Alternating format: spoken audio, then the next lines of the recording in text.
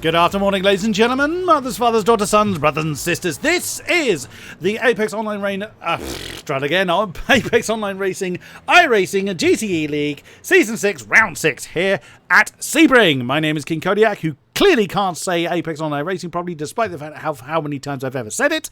Joining me in the commentary box, and my God, do I need him to keep me on the straight and narrow, as I've already proved, it's StevieSQ.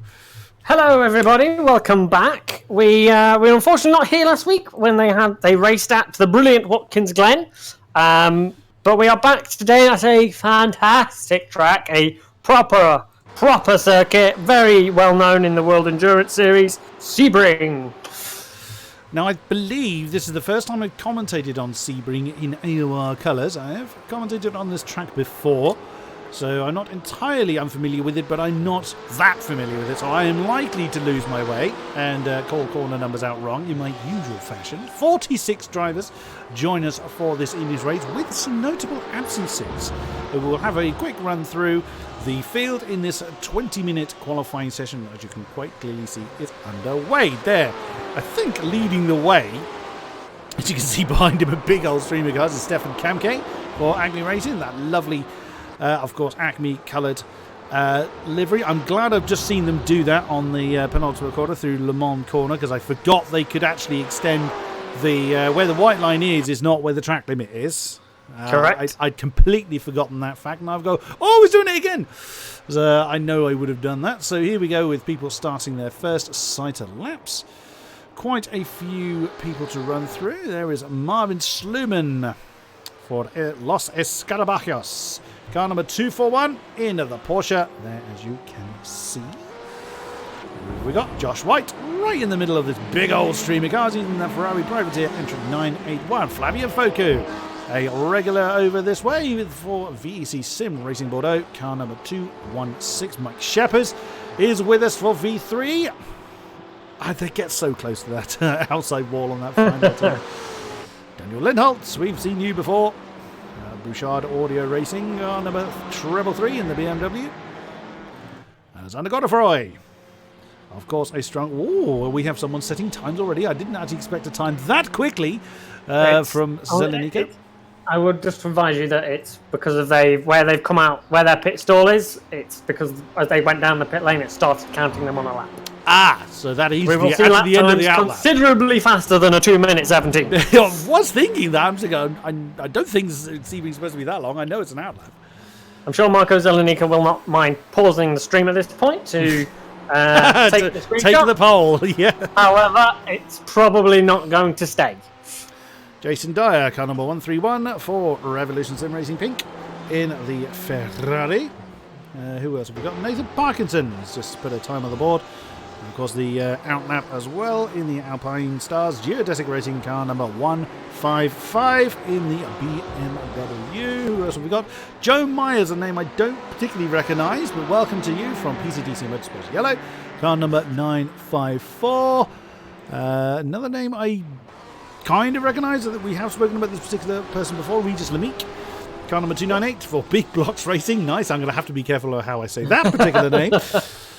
I think some of these drivers do that deliberately. Just to catch ourselves. Of course. Yeah. Of course. Well, we wouldn't have it any other way, would we? Well, not that we I've done it to commentators, so... couple of lesser familiar names. Orano Luke, we have seen before in the Rusties and Medicated Bumper Raymond. I love the fact of where that name cuts out on my screen. I'm leaving that there. I won't have a choice because every time I see him, shall we say it cuts out halfway through the word bumper. There we go. That's lovely. It was not planned, I promise you. Car number 278. Now, where was he? We have a new name I was just about to talk about. That wasn't what I was going to talk about. We will mention this new entrant to the league. Like I say, quite a few you've just clocked on... I spent the last 10 minutes trying to find his name. Just click on it. Just to see for myself. Jürgen Kleiber is standing in car number 911. Ironically, in a Ferrari for Frederick Hecker Racing.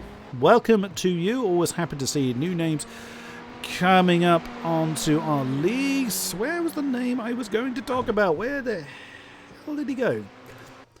Oh, he's on, not on. Oh, there he is. Darko Nikolin. We're hoping we get your name right for V3. Car number 902 in the BMW. We're starting another lap there. Another new name. Was there any more? Stefan Modé. Oh, yes. A name we're not 100% sure how to say. So we're going to go with Stefan Modé. There he is for VEC Sim. Another one of the VEC Sim Racing contingent. VEC Sim Racing. They've recently upped numbers from 300,000 to 400,000. Well, you can never have too many as far as they're concerned. And fair enough, they have provided some amazing moments. Mm-hmm. So, do you want to have a quick run down the championship standings? I was just thinking that very thing. So, the AM standings are as so. Sebastian Riesmüller quite comfortably ahead of Mr. Smith's by almost 100 points. An absolute stormer going on there. Then it is Hitchcock, Furtos, Cooper, Van Eyck, Martins, Matios, Washington and Kamke that round out the top 10 in that particular field. And with Zelenika currently 16th in that championship, he'd love to start on pole at the moment, but of course not going to happen. Now the Pro-Ams, little bit closer with Gilou at the top of the Pro-Am standings with Mr. Martinson in second. Then it is Sluman, Dove, Gaillard, Godefroy, Langham Service, Foku, Moraine and McCracken rounding out the Pro-Ams. And the overalls stand as such with Dan Sasulski leading the way. Christoph Holstein, one of the people not here, I will add, because he's deciding to fly off to Austria, I believe. Mm-hmm. Only with 6 points ahead of Vila at the moment. Then it is Shepherd, Parkinson, Dyer, Gaidemeyer, also notably not here. And then Thielen, Klima, there is Gilou and Martinson on the overall standings. Teams, let's have a look at you. The Alpine Geodesic crew up the top there. 383. Now, that is a fair amount of points, but not kind of comparatively speaking in the team standings between themselves and Comrade, but Comrade of course having no representation at all. Then it's the second Alpine Geodesics crew in third position, then V3, and one of the unfortunately I don't know which of the VEC Sim Racing squads that is in fifth position. Then is the RSR lot, Team Bushwing 7, AOR Yellow 8, HCR Mayella Scuderia in 9, and AOR Hime rounding out the top 10 teams. Yes. Just to give a quick update from last week's race, your top three overall were Dan Sasulski from Chris Holstein with a 3.2 second lead, and then Mike Shepherd rounded out the podium for the pro guys. For your pro-ams last week, it was Knut Martinson, ahead of Kevin Guillou and Sarah Dove, and your AMs were Paolo Martins, Gonzagi Furtos, and Sebastian Riesmüller. Lovely, lovely stuff. Whoop, that's someone off into the dust, it seems, or jumping out of the way, coming into turn one. There is Einar Marinsky, currently in fourth position. Our current poleman with a 154.869. There he is, leads a chasing contingent of BMWs. Is the Geodesic Racing car number 110 of Claudio Klima. Mike Shepherd. Go on.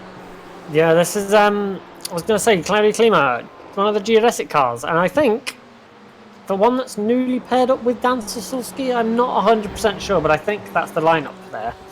Because Dan Sasulski, if he's on track, he is currently he third. Is indeed. Eagle-eyed viewers, regular viewers will spot he is running a different livery now. He is departed from the Team Bushwing Racing Pink and has joined Alpine Stars Geodesic Racing. So any points. Turncoat. Yes, any points he scored with Team Bushwing will stay with them, but from now on all his points will go towards Alpine Stars Geodesic Racing. But now that is a very strong lineup, if it wasn't already. Because it clearly needed bolstering. Yeah. As we approach halfway in the qualifying session, we can see, as mentioned, Claudio Klima at the top, Mike Shepherd 42 thousandths behind, then barely a tenth behind is then Dan Sasulski. So 3 cars within the same tenth of a second at the top. Einar Marinsky in fourth. We're going to look at him earlier for the Mayella Scuderia team. He is in the pits at the moment. Then Jason Dyer in fifth position currently with a 155.180. Just 0.3 off the top spot in the RSR Pink Ferrari. Carlos Vila in the Geodesic Racing 146 BMW in sixth position. Michael Dreschler, common one around these parts, in the leading Porsche.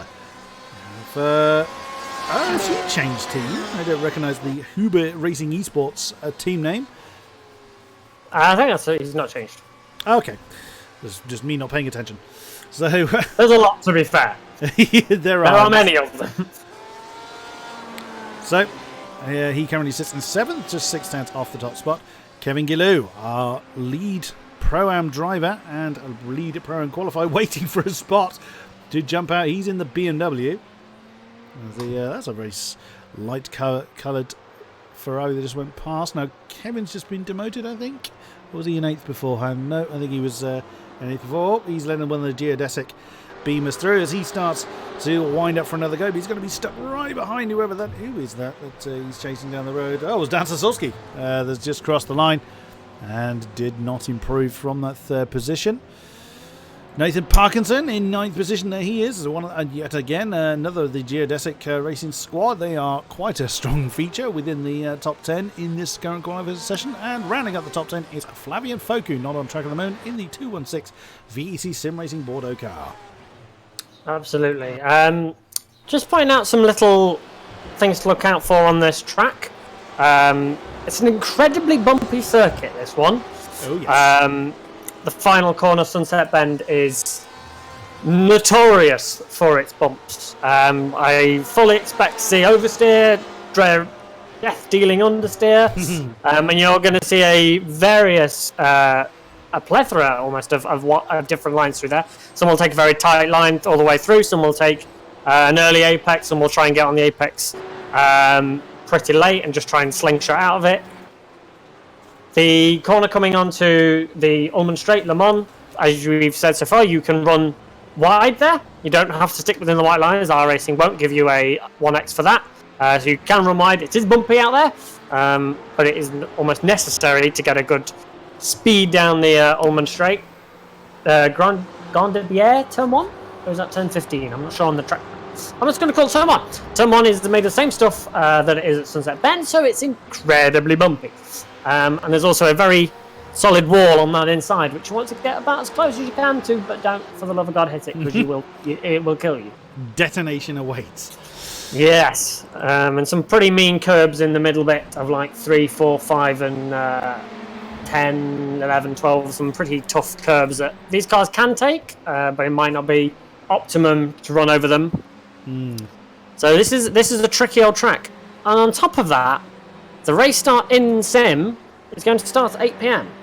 This is an hour and 20-minute race. It's going to get pretty dark. Absolutely. Whilst we were talking about that, Jaroslav Honzik jumps up into 9th position with 155.406. Carlos Vila, I believe, is elevated to 7th as well. Trying to find someone. Oh, Dan Sosowski, let's ride on board with you for a hot lap around Sebring. You can see just by the nose cam alone how bumpy it is as he makes his way through turn 1. A couple of people really getting out of the way. But you've got no choice. You've got to pretty much just jump off the circuit to get to stay out of the way. Turn 2's non-existent. Then it is 3, 4, and 5. This you can say, wow! You saw how much roll there was in the car as he caught that apex at turn 4. Now the Big Bend, as it's called, the long turn 6. He's catching up to someone, can't tell who. Before we get to the turn 7 hairpin, or turn 7 that's called hairpin, down through the gears, very, very slow, over the apex as much as he dares, and there's the tail! The tail just let go on Dan Sosowski. You've ruined my hot lap, sir, as he parked it into the wall. Expect more of that, I dare say. Absolutely. That turn 7 hairpin, it's not really a hairpin, but it's called hairpin, just to confuse us. You want to brake as late as you can for that, but it's a very tight corner. It's almost hairpin-like, but it's not quite. But it's very narrow on exit. It's a very wide entry, but no narrow exit. And you can take quite a lot of the inside without getting enough track, but then you take too much, you'll get one. But then you need to get the right line through that, just a straight line through that little bit of the chicane, and then get a good run up through turns 8 and 9, coming into the braking zone of turn 10. Enon Marinsky is just coming up to that point. If you want to continue your lap. Yeah, Canoe Martinson's just gone through it, so I was going to pick up with him as he's gone through turn 8, now through 9, Fangio, as it's referred to as, or that section of the track is called that. Now, again, heavy on the brakes, down through the gears for turn 10. Very easy to take that wide, and then you've got this turn 11 waiting to greet you if you get turn 10 wrong. then sweep through 12, fairly non-existent, then 13, called the Tower, come back onto the kind of airstrip area. Now down this straight for turn 14, called Bishop. And we're chasing one of the Ferraris. Again, not entirely sure who wanders out too wide, doesn't wander too wide. This is absolutely fine. Now through 15. Keep the car nice and settled. Now here you're going to see Canute go right over the line. Absolutely fine, as Stevie was explaining. That's Le Mans. Turn 16 uses as much of the rumble strip as he dares. And that's the, I think, one of the geodetic Ferraris getting out of the way. As Canute then streams on down the Allman Straight towards Sunset Bend. This 180-degree right-hander that is bumpy as hell. Several different lines through it, and depending on how well you catch the bumps will dictate how well you get through it. If you catch one of these bumps wrong, and it is going to be pretty disastrous. Does Canute improve from his current 25th? And answer is he's improved on time up to 16th. Yeah. Great improvement there. Nicely done. And bearing in mind, that's just shy of a second. A second covers the top 18. Yeah, and he improved by 2/10 and made up 9 places. Once again, that's how close this league is. Absolutely. Just to point out as well, when you talk about Sunset Bend and how tricky that corner is, there is a particular bump that I remember being on the inside just after the bridge, and it's most likely to catch people out when they come into the pits. It really unsettles the car. The whole rest of the corner, though, it's awful, but it's brilliant because it's a challenge. You know, you're going to see people really want to get on the power as soon as possible, which you saw in practice, and you regarded how close they were getting to the wall. It's tough. Shout out again to Kevin Galoo, who's qualified currently 7th overall. He's quite a way ahead of his fellow Pro-Am teammates. The next one down the line is 11th place Jeremy Hoppe, who finds himself, rough guess, a huge 2.5 tenths behind him, which in this league is catastrophically huge. We've just seen how much 2 tenths can actually buy you. Interesting that Gilou has 2 tenths to find before he finds Nathan Parkinson. There's an unusually big gap there, but either way, he's pressing on and doing what he can. Darko Nikolan, who's a newcomer to this league, has jumped into 13th position. Good effort there. And that's only 7.5 tenths off the top spot. 27 thousandths off the back of Flavian Foku. There in 13th position. So still lots of time to find, but only 2 minutes in which to find it. Yeah, and then this is unlike lone qualifying for those who are familiar with the iRacing system. Once they've started a lap, even if the time runs out, they will get time to finish that lap. Something I noticed coming up more and more often with the dynamic weather that we have is there's a lot of case of just being on track at the right time. There's been talk a few rounds ago where there was a load of cloud cover for about 3 minutes in the 20 minutes they have, and in those 3 minutes, everybody started improving. Oh yes, Road America, I think that was it? Yeah, it was. Yeah, it was. And all of a sudden, all these quick times start to come in. So there's definitely an appeal to being out there at all times, just in case the weather comes in your favour. If that track comes down, you've got a big advantage. Just a heads up as well, the formation lap here is not a full lap, I don't think. Oh, it might be actually. We'll deal with that when we get there. It might be short though, just a heads up. Jordan Howson with the angriest livery in the world. Currently in 21st, and it's only just over a second. Now a second covers the top 20, with Marvin Sluman being 5 thousandths over that 1 second gap to the leader. So again, the time's getting very, very tight between each car, between each competitor. Of course, it's going to make for a fascinating race here at Sebring for 1 hour 20 minutes. See how well our guys do, especially with the sort of notoriously different conditions of what we tend to find in the league. So, different conditions and challenging track. This ought to be good. Yeah, this is going to be one of definitely 2 night races we're going to have. We've got around round 10 of this season will be at Indianapolis, and that is going to start at 11 p.m. That will be a night race, I guarantee you. I'll make sure I have me cocoa and me teddy bear with me, because that's past my bedtime. It looks like though Klima currently he's on a lap at the minute, in case anybody jumps him, but he's currently on provisional pole.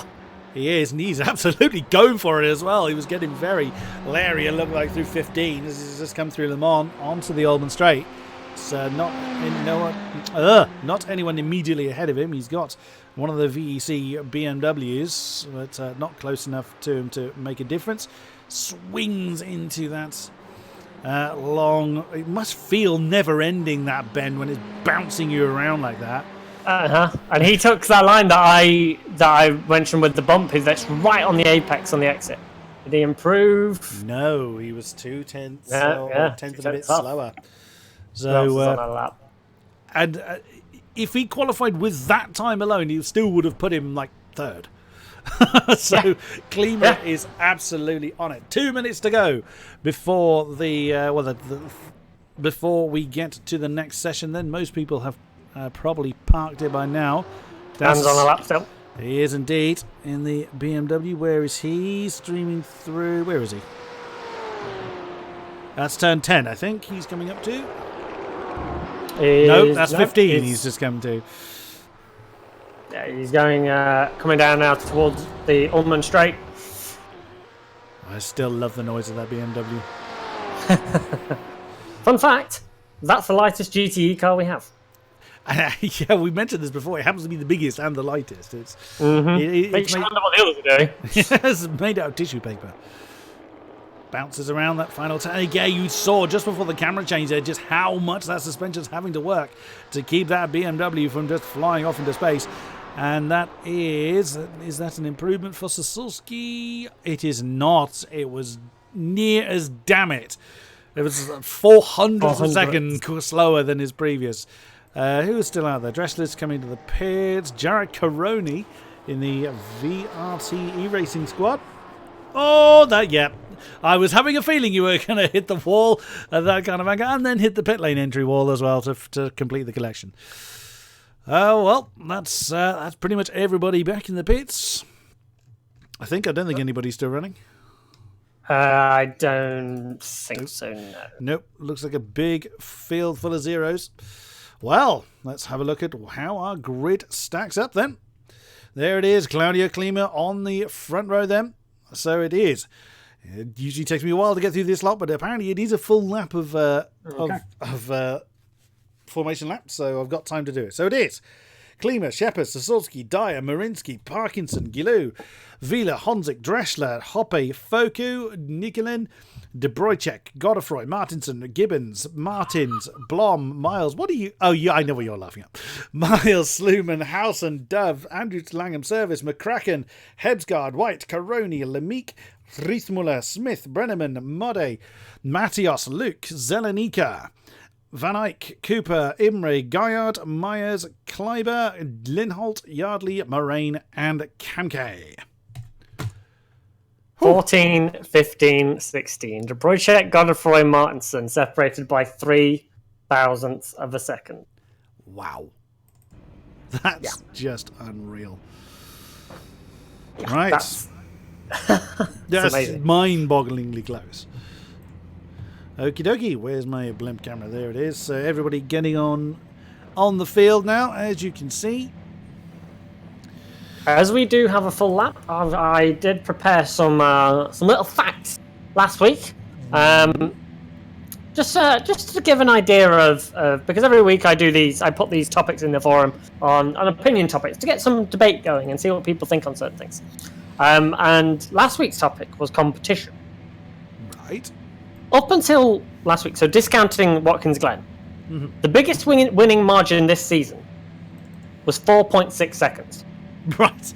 Okay. After an hour and 20 minutes of racing. Wow. In the last 3 races that preceded Watkins Glen, the top 5 overall have been separated by less than 10 seconds. Good grief. In qualifying, it is, in quotation marks, normal that approximately the top 30 to 35 drivers are separated by no more than 1.5 seconds. Good grief. Out of what is commonly a, maximum 50-car grid. Yep. So and well over half the field. Twice so far this season, the gap between first and second in qualifying has been less than 0.04 seconds. Good God. 0.004 seconds. 4 thousandths of a second. Yes. Ooh, nice. Mr. Cleaner, you have some work to do. And the other name that caught my attention in qualifying was Jawad Karoni, who's qualified 28th. Now, you, Mr. Kodiak, you were around when Jawad raced before. Yes. And just for some comparison, I did some comparing between Season 4 and Season 6 lap time. In Season 4 Suzuka, Jawad Karoni qualified on pole with a 154.5. Right. In Season 6, he qualified with a 154.4. So he improved by a 10th. And rather than starting on pole, he started 10th. Wow. Was it not Jawad Karoni that beat Holstein in the penultimate lap of the pre-season race at Spa, where we lost quite a lot of few people, for Season 5? No, that was Dan Sasulski. Oh, was it Sasulski? Yeah, that was Sasulski announcing his arrival. Yeah. Didn't you just? Speaking of, he starts in third, so right up there. Now, in the Formula 3s, we're used to seeing like a sea of yellow up front, and it's very much a geodesic squad in the top 10. And now, something I was going to... Does any car... we kind of talk about this briefly week to week. Does any one particular of these cars have an inherent advantage? So the Ferrari, the Porsche, the Beamer, or does any of them have an inherent advantage over another? Because the field looks pretty mixed. Nope, it's pretty much all down to driver preferences. They each have their own little... Some have better little advantages on other things, but disadvantages on other. Ferrari, for example, is pretty stable in kind of everything. And again, this is going off what I've been told rather than what I know. BMW is the quickest in a straight line. Porsche is definitely the slowest in a straight line. The Porsche sometimes struggles with big curbs. It's why it's always struggled at circuits like Imola, where there are big curbs. It might struggle here because of that. Whereas the rest of the cars can seem to balance it a little bit better. But then on the flip side, the Porsche probably has a bit more basic grip. So there are advantages and disadvantages to everything. It's just personal preference, love it. Lots of people flashing their lights. So is everybody... Either everybody knows that I'm currently staring off the gearbox of Claudia Klima and they're saying hello, or everyone's very anxious to get on with it. It's probably the latter. I was going to say, no one... You're not going to speed the pace car up. No. You could try. I will say the place to be careful of on this opening lap is definitely going to be between turn 3, 4 and 5. It gets very narrow very quickly after the very wide turn 1 and 2. So that's going to be a big concern area. Main overtaking spots are going to be turns 1, turn 7, turns 10, turns 15 if you're brave, and then into sunset. Here we go then. We are heading down the Allman Straight. Turn the overlay back on. And we will then get this. Look at that. I love that shot with every single car. Lots of horsepower wanting to get underway. Lots of flashing lights as well. Lots of impatient drivers wanting to get this underway. So then can the geodesic squad assert their authority here? They certainly have the numbers. They've got the pace. But can they make the race of it? Let us see as the pace car pulls in. And away we go. We are racing here in Sebring. Of course, Klima getting a great start. Heading towards turn 1, the BMW, the two Beamers in on the second row behind, getting very, very close, but no impact as yet. Just keeping an eye, is anybody streaming off the road at turn 1? Looks like everybody behaving themselves. Here we go into turn 3. Is everybody behaving themselves? So far so good towards the front end. Has there been any incidents further back? We've got one car off the road at the minute. I can't see who it is. It's Paulo Martins. I think Evan Imre's just had a little adventure as well. But at the minute, it's looking all right, except for all of those two drivers. Those particular. Look at that lot. A lot of vying for position further down the field. So if we sort of jump to Jeremy Hoppe, there was a lot of side by side. You can still see that going on through 10, 11, 12. Looks like everybody kind of behaving themselves so far. No major incidents in the sharper end of the field. Now we'll turn the overlay on good and proper. There it is. So looks like everyone is... I haven't seen any dead cars yet, other than the few previously mentioned that went for a bit of an excursion. Canute. That was Marcel Miles around the outside of Canute Martinson coming through that same 10, 11, 12 section. That was very brave. but managed to make it pay off. Let's have a look at Klima. Whoa, you haven't got a lead at all. He's got Sasulski, Sheppers, and then Dyer and Parkinson all in. Well, it's actually the top. Is that Vila that's the... No, that is Ina Marinsky that is the end of that particular train. Kevin Galoo's lost a position, but still right out there in 8th position. There he is in the VEC Sim Racing at BMW. Or was there going to be any moves coming into that final turn? No, everyone behaving themselves. They know it's a long, long race ahead of them. But so far, so good. But I feel it's not... I have a feeling it's not going to remain that way for too long. No doubt, Jarrod Crony, I think, has picked up a slowdown penalty. They can be pretty mean here, especially coming in through turn 16 Le Mans. If you take a little bit too much on the inside, you will get a big old slowdown. And you do not want to get a slowdown on laps 1 and 2 because they're even harsher. And he's dropped down a long way down now. But he's got the speed. I'm sure he can make some positions back up. Oh, someone in front of him's just dropped it, actually. Richard Brenneman, he's just dropped it through turn 1. Bounced off the wall. Oh, Brenneman, he's still going, but he's probably picked up a little bit of damage. There's also then a Merlin Cooper. Oh, no! Front of him. Oh, yeah, it was indeed Merlin Cooper. Bounced off the apex at turn 3. And, oh, dear, that's getting very, very messy. Is that Martins? Paolo Martins in there? Yeah. What's happened to Daniel Lindholt? Oh, there he is. He's had an adventure. He's he's just catching up to that particular chaos that has just ensued. Oh dear, oh dear. Let's jump back up to the top of the field. Let's see what's going on up here. Claudio Klima starting to stretch his legs. Flavian Foku's just had a big old accident. He was taken off. Let's see what happened to Flavian Foku. Where is he? Side by side Marcel Miles. Oh, and, yeah, that's... Martinson's passing him. That looked painful. And that's him in the pits, I think. He is out. Ouch. Oh dear, oh dear. Oh wow, look how close it was getting. That was Marinsky on the back of Nathan Parkinson. That's the view from the Maiella Scuderia Ferrari. And there's a lot of fidgeting going on throughout that particular straight. Oh, is Marinsky? Yes. Oh, Marinsky slowed down. That's the slow down warning that Stevie was mentioning. And that is how painful it is. It's taken a little too much off-track excursion, and that's dropped him right the way down to 9th. It basically what it does is it gives you basically a 1 to 1.5 second slowdown penalty, but it goes off your previous best lap. And on lap 1 and lap 2, you don't really have a good lap because everyone's going slow. It's lap 1, so it's even harsher on those laps. Absolutely so. Oh dear, oh dear. Jordan Housen's losing time as well. He's got one as well to clear, I think, because he's just lost 2 places from Josh White and Regis Lamique into turn 1. He's now down into 26th place. By the looks of it. Oh, that was close up. Hebsgaard getting very side by side. That's a very Dayglow livery he's running on the Ford. But wow, that's getting very dicey up there. Let's see what's going on with Klima. Not a lot. Obviously, because I don't get data from every single driver, so when I jump further down the field, it looks like someone from the top is just catapulting downwards, which they're not. But it can upset the numbers on the overlay. So in case you're wondering why someone suddenly jumps down a lot of numbers, then back up again, it's purely that kind of reason. Oh, Scott McCracken, what's going on with you? Nothing. You've just been passed by Josh White. Fairly decent move there.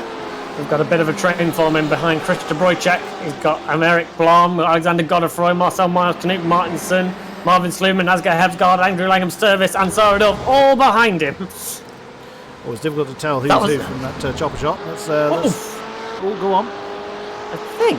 Who was that? Sarah Dove getting passed around the... Yeah! Oh, no, it wasn't. It was Asger Hebsgaard getting passed around the outside at turn 13. Oh, wow, De Bruychek, you were a little loose going into 15, sir. That has put you right out of kilter. That's going to put you under pressure from Americ Blom. There he goes. 259, the VEC Sim Racing orange car on the inside of his fellow VEC. Is that all 3 of them are VEC? And it looks like... Is De Bruychek letting... Yeah, it looks like he's letting Godefroy go, or he's just had a hell of a horrible turn through that final one. There's Marcel Miles in that red and white Ferrari looking to get interested as well. But the gaps up front, Parkinson up to the top. A lot of people kicking up dust there, coming through turn. I don't know which turn that is. That's turn 10, I think. No, that's earlier in the lap. That's turn 3. Yeah, there's tends to be a lot of dust kicked up on the exit of turn 1, and dirt and grass dragged onto the circuit, certainly through turn 7 as well. That's going to get very slippy as the race goes on. You can see already we're only less than 10 minutes into the race. The lights are on. The sky's getting dark. It is going to be very dark by the end of this race, and that does mean my favourite feature of these GTE cars comes into play. If you were to look at, say, Asger Hebsgaard, you will see the super lit up car. Yes, I was mentioning that earlier. There you go. Look at the lights on the all around that Ford. Yeah, that is, the Ferraris have 2 strips of LEDs along the doors, and they look amazing.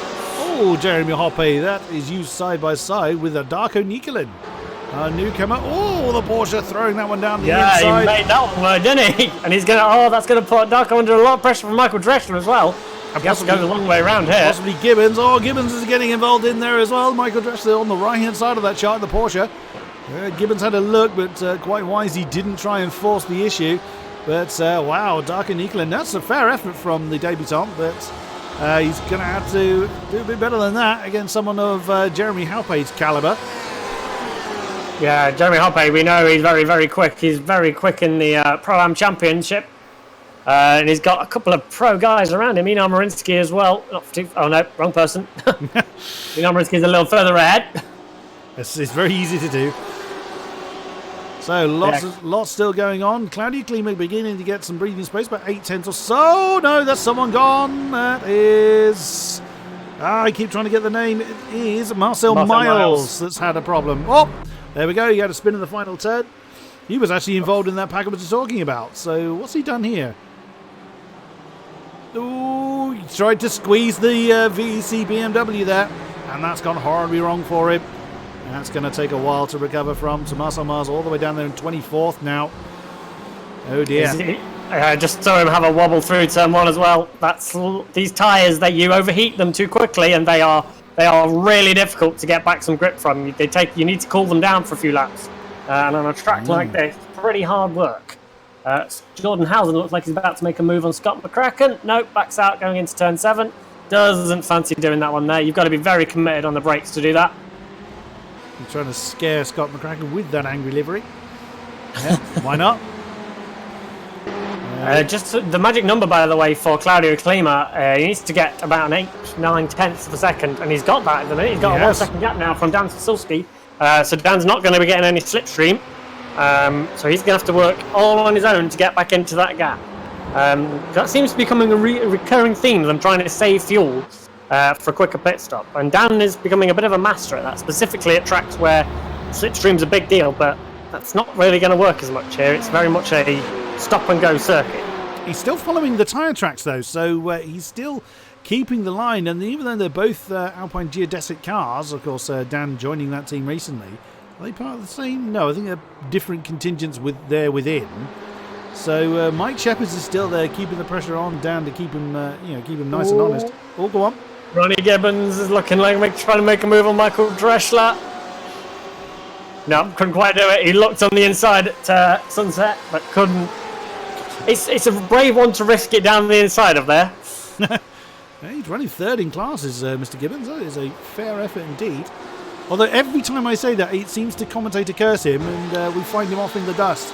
Oh, we've had some complaints, by the way, from Sarah Dove that every time she has a really good race, we miss it. Oh dear. So,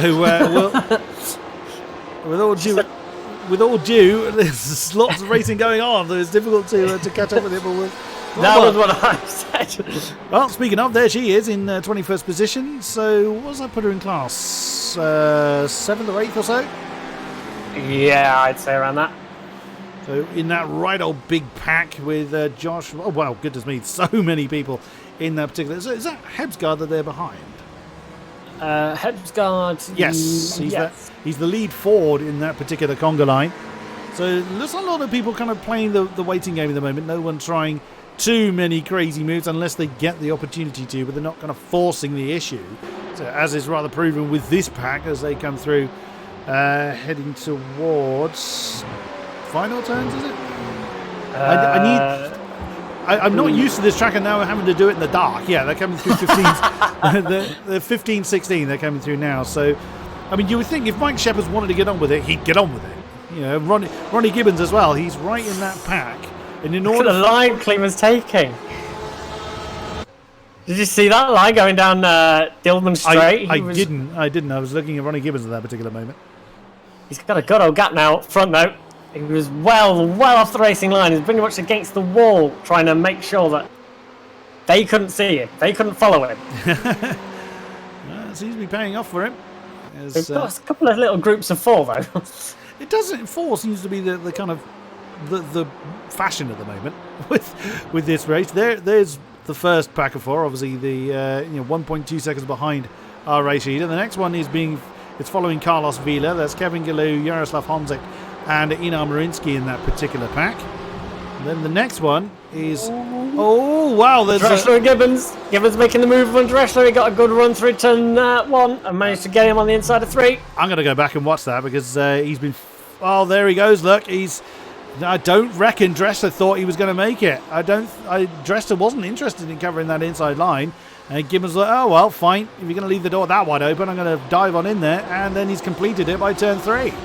Nicely done. So then Jeremy Hoppe, who is next in line in his class, is then, I wonder if he's going to be given the same kind of courtesy of, I'll wait for you to make a mistake. But we'll see. Yeah, a lot of this... It's very much a case of you have to be perfect in these races. They are so competitive. One mistake and you will be punished. Absolutely, but there's the train behind Hebsgaard, so that's 17th, right the way down. There's a little bit of a gap, Andrew Langham service actually, so you could argue that Edgar Hebsgaard's got 2 people following, and then Andrew Langham service has the rest, which is pretty much down to, well, there's Rano Luke. There is a gap actually, Sebastian Riethmüller, so that gap is about, that train rather behind Langham service is 6 cars long, and then Riethmüller has got 5, I think, for company there. And then Victor Matios in 31st position. He's got a few people with him. Yeah, just to give an update on drivers that we have lost. The only 2 that we have lost are Flavien Foku and Philippe Gaillard.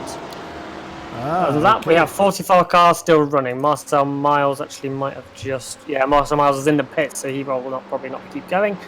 But then that means Richard Brenneman in 43rd place is our last runner on track. Okay. Gaillard, did you say Gaillard's... We've lost Gaillard. He's still running. He's just been in the pits a long time. Oh! Ignore me. But he wasn't in the pits a long time.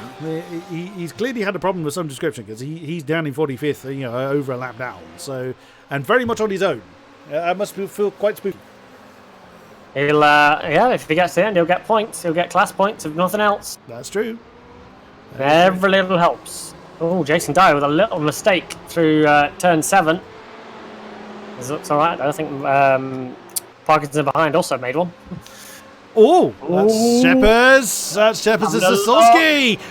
Oh, he's forced his way onto the inside but couldn't make the move. But that's a very big statement of intent, isn't it? Yeah, he's decided Dan's holding him up. They're letting Klima's getting away. I wonder if Mike thinks this is some sort of team play by Alpine Stars Geodesic Racing.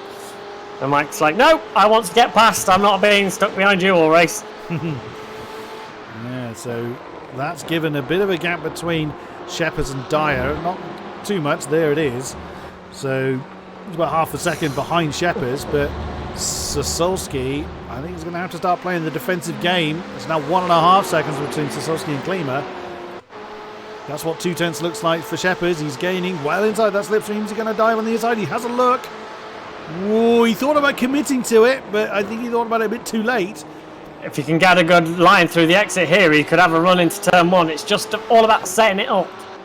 Some of these drivers did race in the pre-season race here, but that was a multi-class race of GTE and F3, so that might not have been wholly representative. Wow, that's almost nauseating with how bouncy that is. watching on the nose. Deeply uncomfortable. Oh, Honzik, you've just lost a position to Einar Marinsky on the inside of turn 1. He ran wide. Yeah, again, that's how quickly the mistakes are punished. They don't hang around, these guys, because they're so tightly compact. Dressler and Hoppe very, very close together. Oh no, it's happened. Where's Gibbons gone? Oh, he's up in 11th. Oh no, he's up in 11th. So I'm looking the wrong way. Oh, my profuse apologies. He got ahead of Hoppe. So whilst we were looking away, he's ditched Hoppe and he's now right on Darker Nikolin's case. Oh, God, Gibbons is having a stormer. Yeah, he's now up into P2 in class.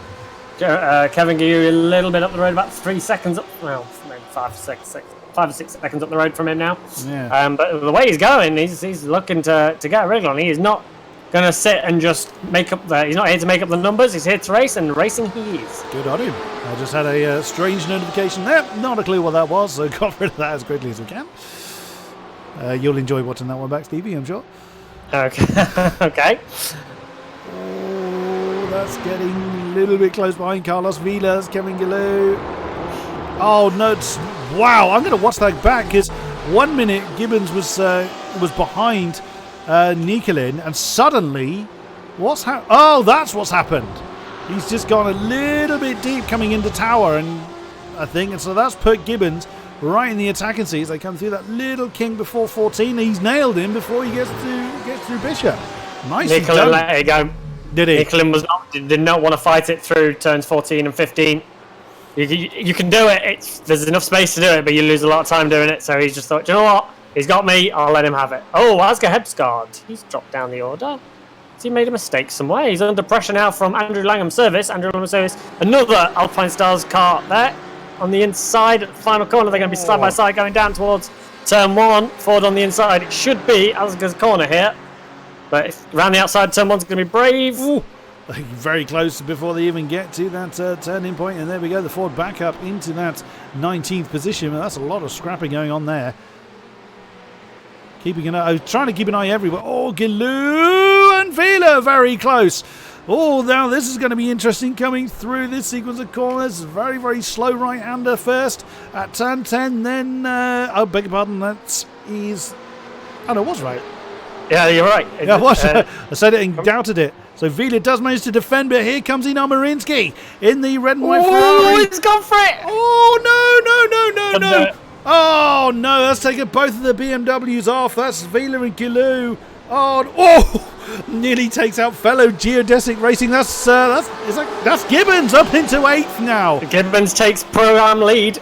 He does with that mistake from Kevin Guyu. Oh, no, that's Nikolin. Oh, huge incident there. Still collecting more cars. That's pretty much 3 of the VEC Sim Racing lot in trouble. Hoppe was involved in it. Nikolin still trying to recover. Oh no, that's gone horribly wrong very, very quickly. Goodness me. That's again highlights how dangerous, how badly a mistake can affect you. What's going on from Godefroy? What on earth were you doing out there? Oh, that's a strange one from Alexander Godefroy. I think he just went straight. I wonder if he had a steering wheel problem or something, because he just didn't turn. I'm just going to go back and have a look. I was just having a little look at that incident. Oh, yeah, that was weird, actually. How strange for Godefroy. I'm assuming he must have had some kind of... I don't know, maybe his little brother pulled the cable out or something.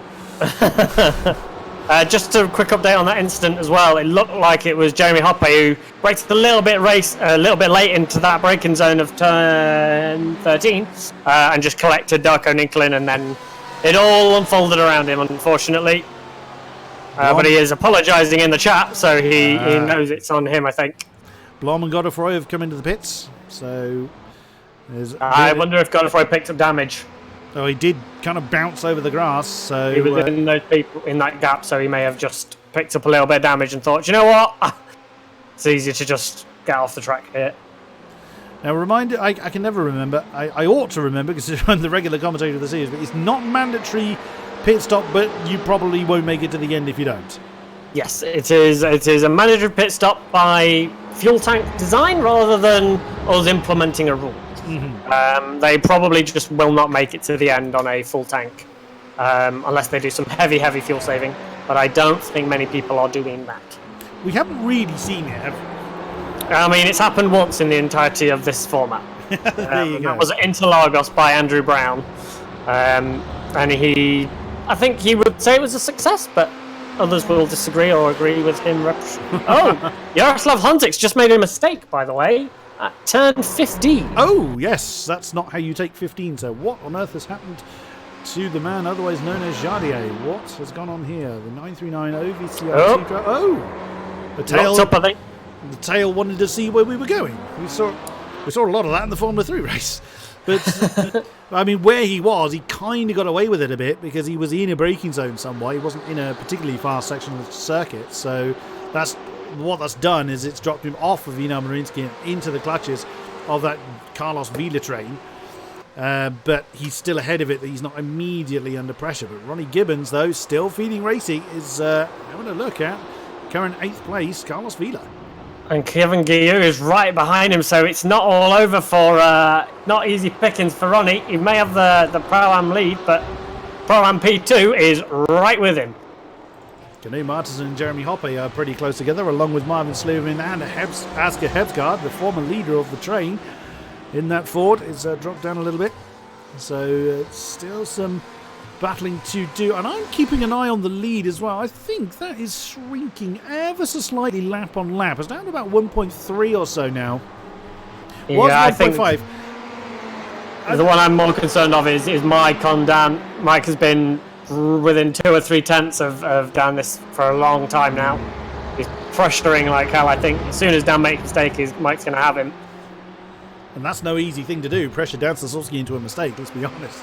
It's absolutely the case. He's a tough racer. He's leading the championship, and he knows what he can do. He knows the tools at his disposal. Very capable driver. Very, very much so. But it also looks like Jason Dyer falling a little bit off the back of that. What is now a BMW? Oh no, sorry, I was going to say it was a BMW train. It's not. It's being led by a Ferrari. I had that completely wrong. But the geodetic squad still being very well represented. The V3 squad, of course, being that 3rd place Mike Sheppis, is still hanging on to the I watched that understeering forming there. I'm going to watch that from the nose because, wow, that was close. That's like, please grip, please grip, please grip. Wow, that was incredibly close from Mike Sheppis there. I think even he must have clenched.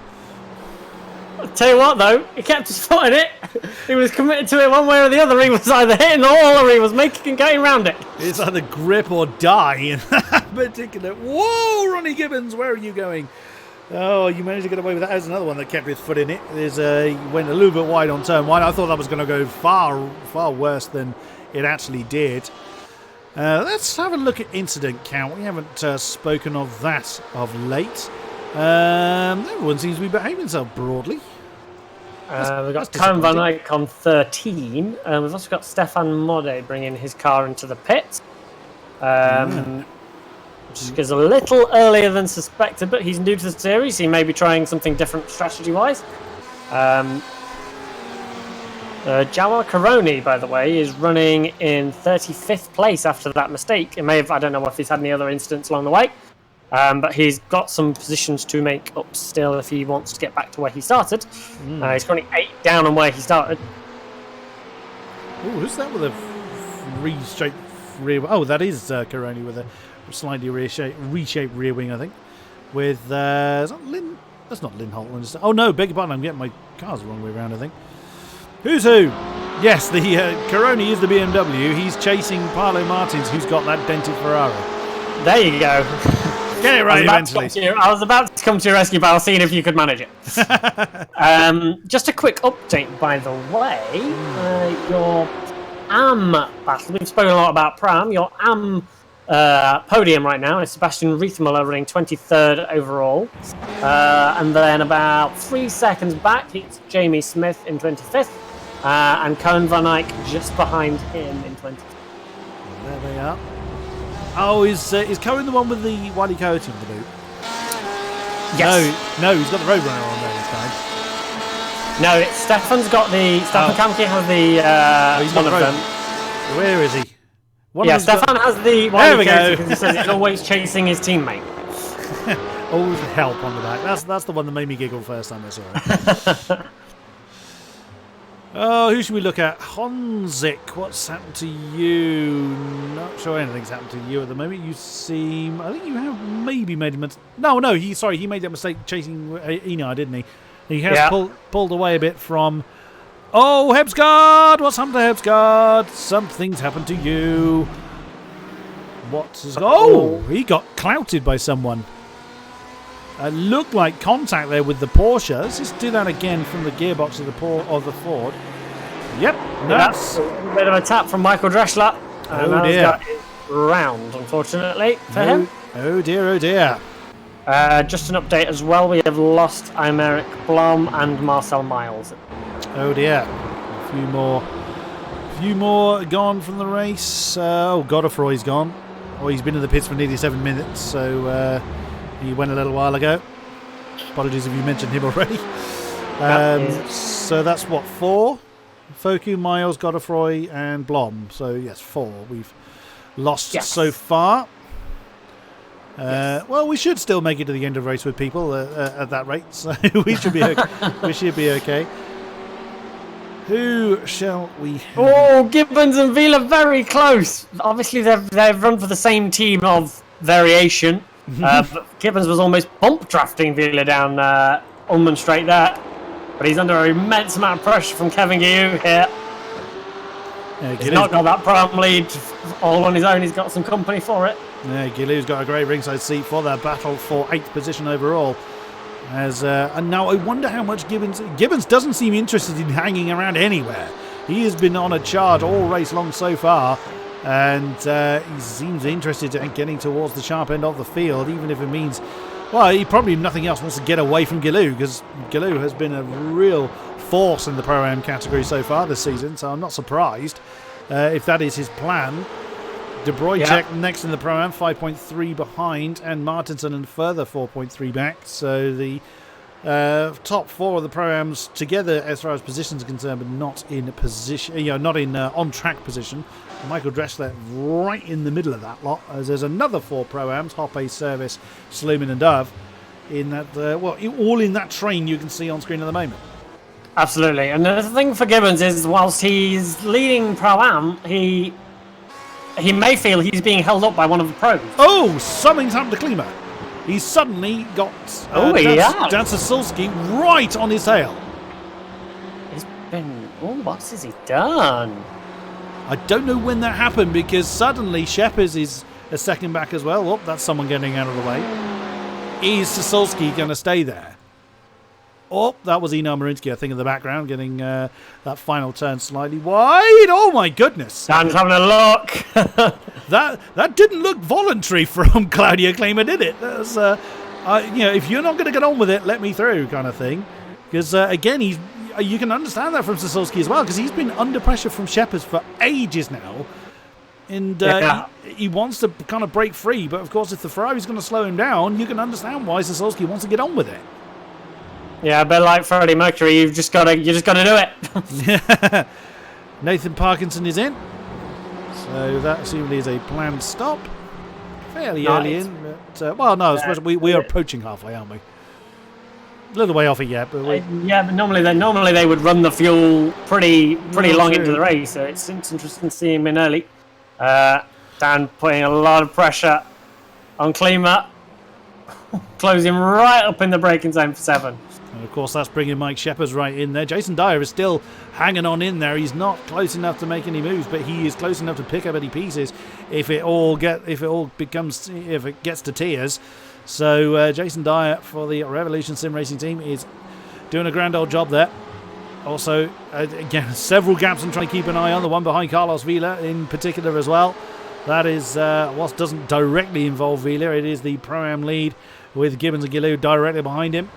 There, you're just seeing Jaroslav Honzik just go through the shots, so he's still losing time, unfortunately, on Einar Marinsky following that mistake. But the lead battle is getting very, very close, coming through the final turns. It always looks like he's going to slide off the road. I think that's just that camera angle. But that's how that shows. That's looking back from the gearbox of Klima. Now, what does Sasolski do? Is he going to have a crack at Klima, or is he going to still defend from Sheppers? Because Sheppers is almost equidistant behind Sasolski. Here comes the BMW. No, he's going for it. I reckon, because Klima had the line, it looked like Klima actually came off the line intentionally. So either he hit the bump that you were kind of talking about, or he's decided to let him go. But Shepherds is right there. Is Shepherds going to dive on the inside of one? No, not quite in position. Oh, that's a bit wide for Sossolski. I can't watch that nose camera on this track. It's so bumpy.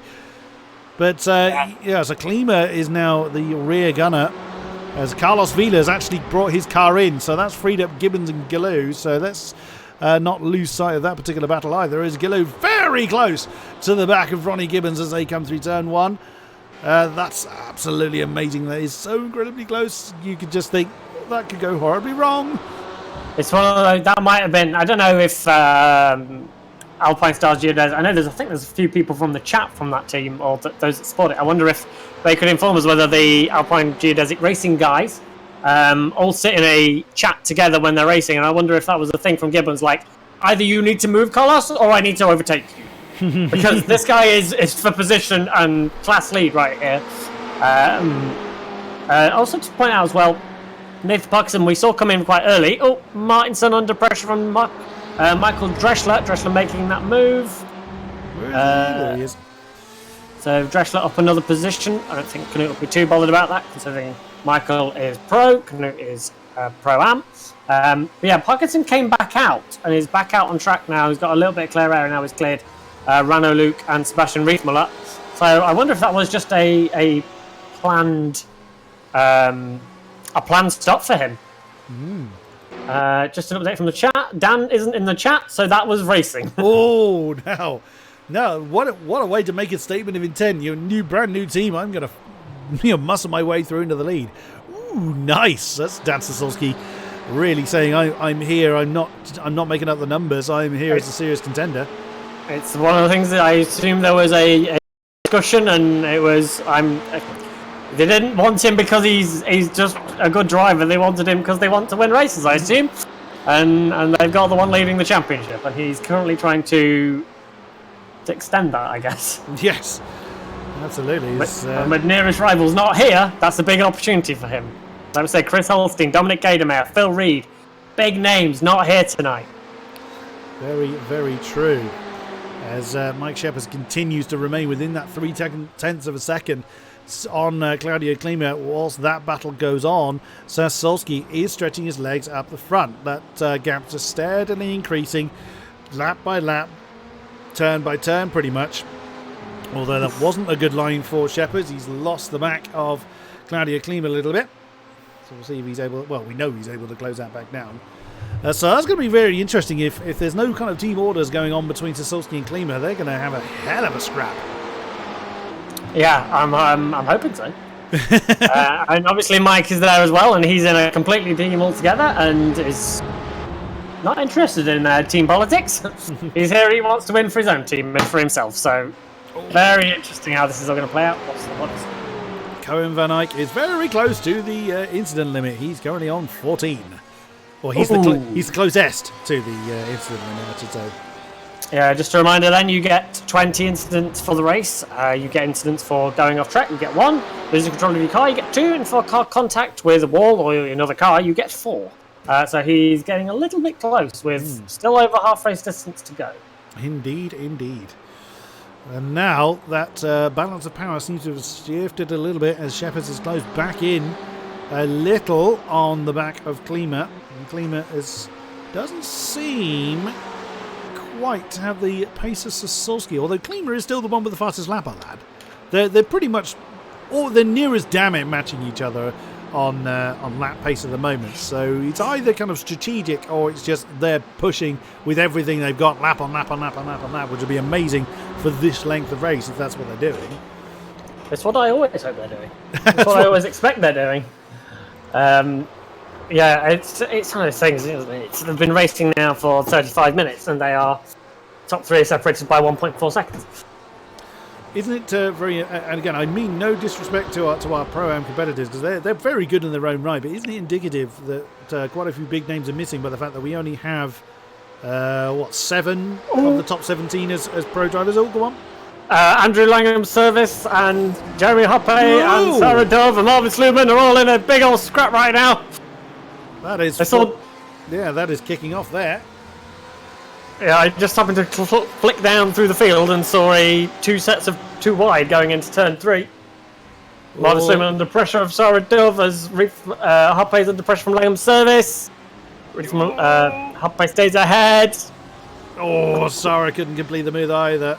So, and that's Scott McCracken that's looking to try and make a move on her as well in the red and white Ferrari in the HCR Mayella Scuderia team. Oh, is he going to have a crack on the inside of the tower?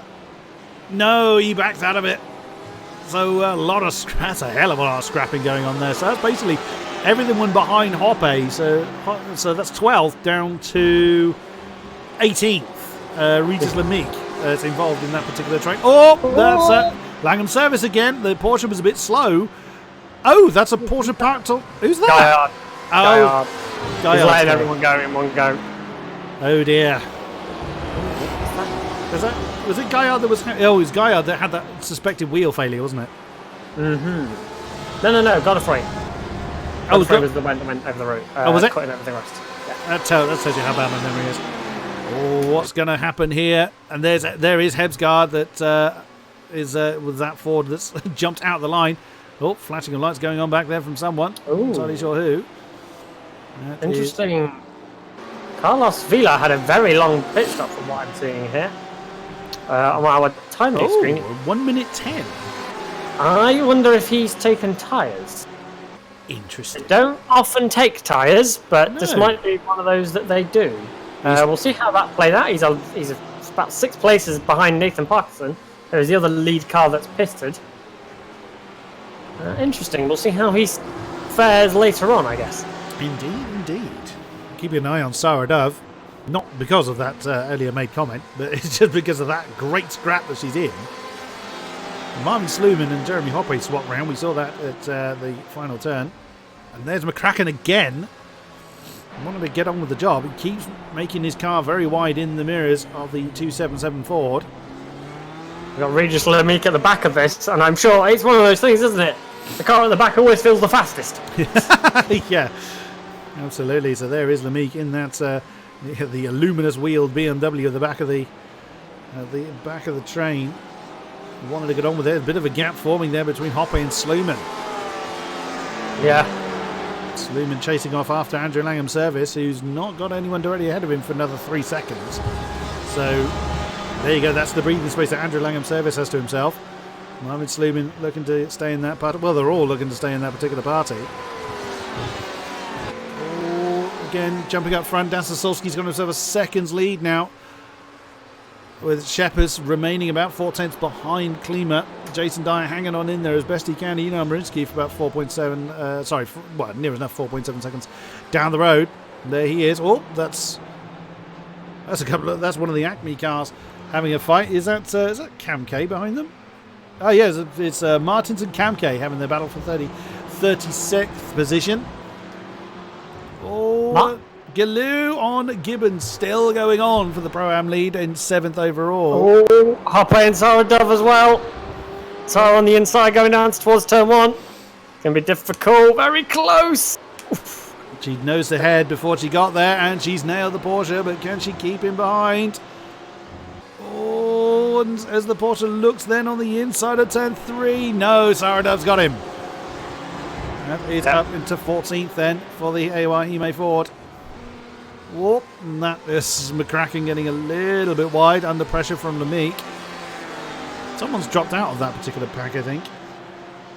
I'm sure Lemique was in 18th last time I looked at him, but could be my imagination playing tricks on me. So now, Sarah Dove's got Sluman to close down, about 1.1 between the two. Sheppers still very much with Klima. Battle for 2nd position overall. Wow, look at the gap now between Sheppers and Dyer. That's now 3.1 seconds between the BMW and the Ferraris. You can see there in that shot. But wow, look at how close Sheppers gets. And it must be even more kind of... Is it? I never kind of raced in the dark. So when all you can see behind you is just lights, is it more kind of sinister? Is it more... What's the word I'm looking for? Is it sort of more distracting or more for you to consider when you're when you can't quite see where they are? it's the only thing with having someone behind you when all the lights are on is it's a little disconcerting when they are no longer behind you, because you go from your entire inside of your car being lit up to it suddenly not be. Like if you go on board, if you go on the cockpit cam of Mike Shepherd's, for example, and that's how it should normally look. And then if you look at Claudio Klima, his entire cockpit is lit up. Ta-da! And Shepherd's actually having a look here on Claudio Klima. Shepherd's up the inside, he's not hanging around. He's going to have him at turn 10. The Ferrari was not interested, 13 rather, at Tower. He wasn't interested in trying to make that one work. I've done it again, I've doubted myself. That was right first. That was turn 10. Nope, that was turn 7. Now they're at turn 10. So I was right to doubt myself and wrong to doubt my doubting myself. Good grief. It's like you said, it's a new track for you and you're learning it in the dark. Yeah. Oh, Galoo, why were you Were you side by side with Mr. Oh, he's very close right now, though. Oh, he is indeed. Just holding him off. My time, he said he was 1,000th behind him. So at one point they may well have been side by side, but Gibbons doing everything he can to fend off the Pro-Am Championship leader. See, these are two that I definitely think are not hanging around. These two are absolutely on it. Yeah, I fully agree with that. Oh, Gibbons got a little wide coming out at turn 13. They're going to be side by side now. This is high-speed part of the track.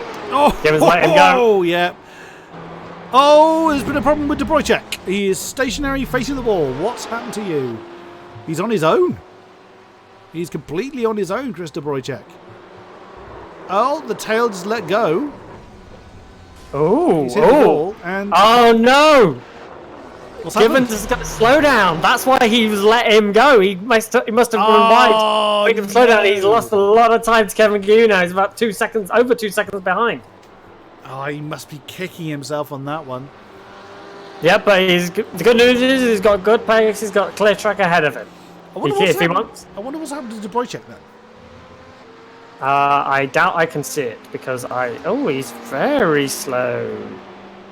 How strange. Let me see if he's got damage.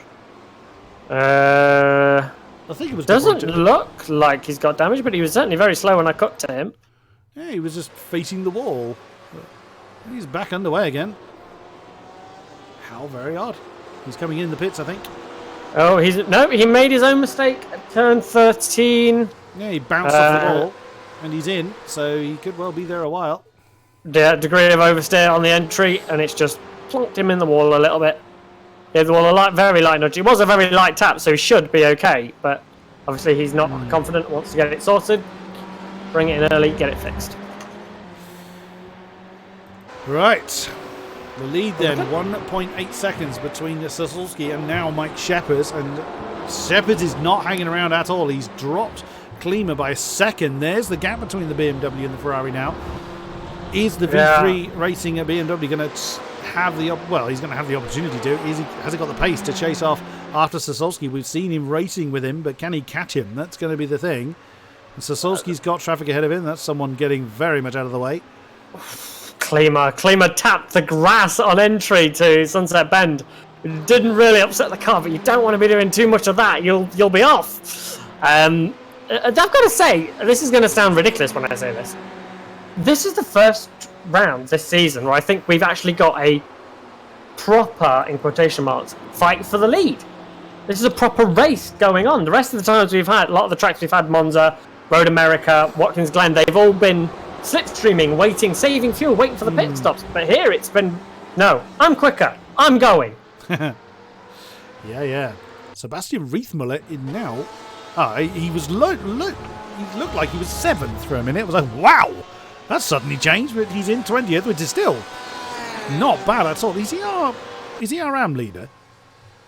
Riethmuller was our RAM leader. If he is not anymore, he should be. There you go. He's up in 20th, so that's a very, very good result for him at the moment, or will be if he can hang on to it, of course. So, just a quick update on Carlos Vila and Nathan Parkinson. I think Vila may be carrying damage, or maybe just struggling with traffic a little bit as he's behind Evan Imre at the minute. His approximate lap times have been mid to low 57s. Nathan Parkinson, mid to high 56s, low 57s. As Nathan Parkinson makes up another position on Jeremy Hoppe, as he's slowly working his way through the field. So it's interesting to see both these drivers who are. I mean, Nathan Parkinson's a race winner this season. Interesting to see the strategy. I'm interested to see how it's going to play out towards the end.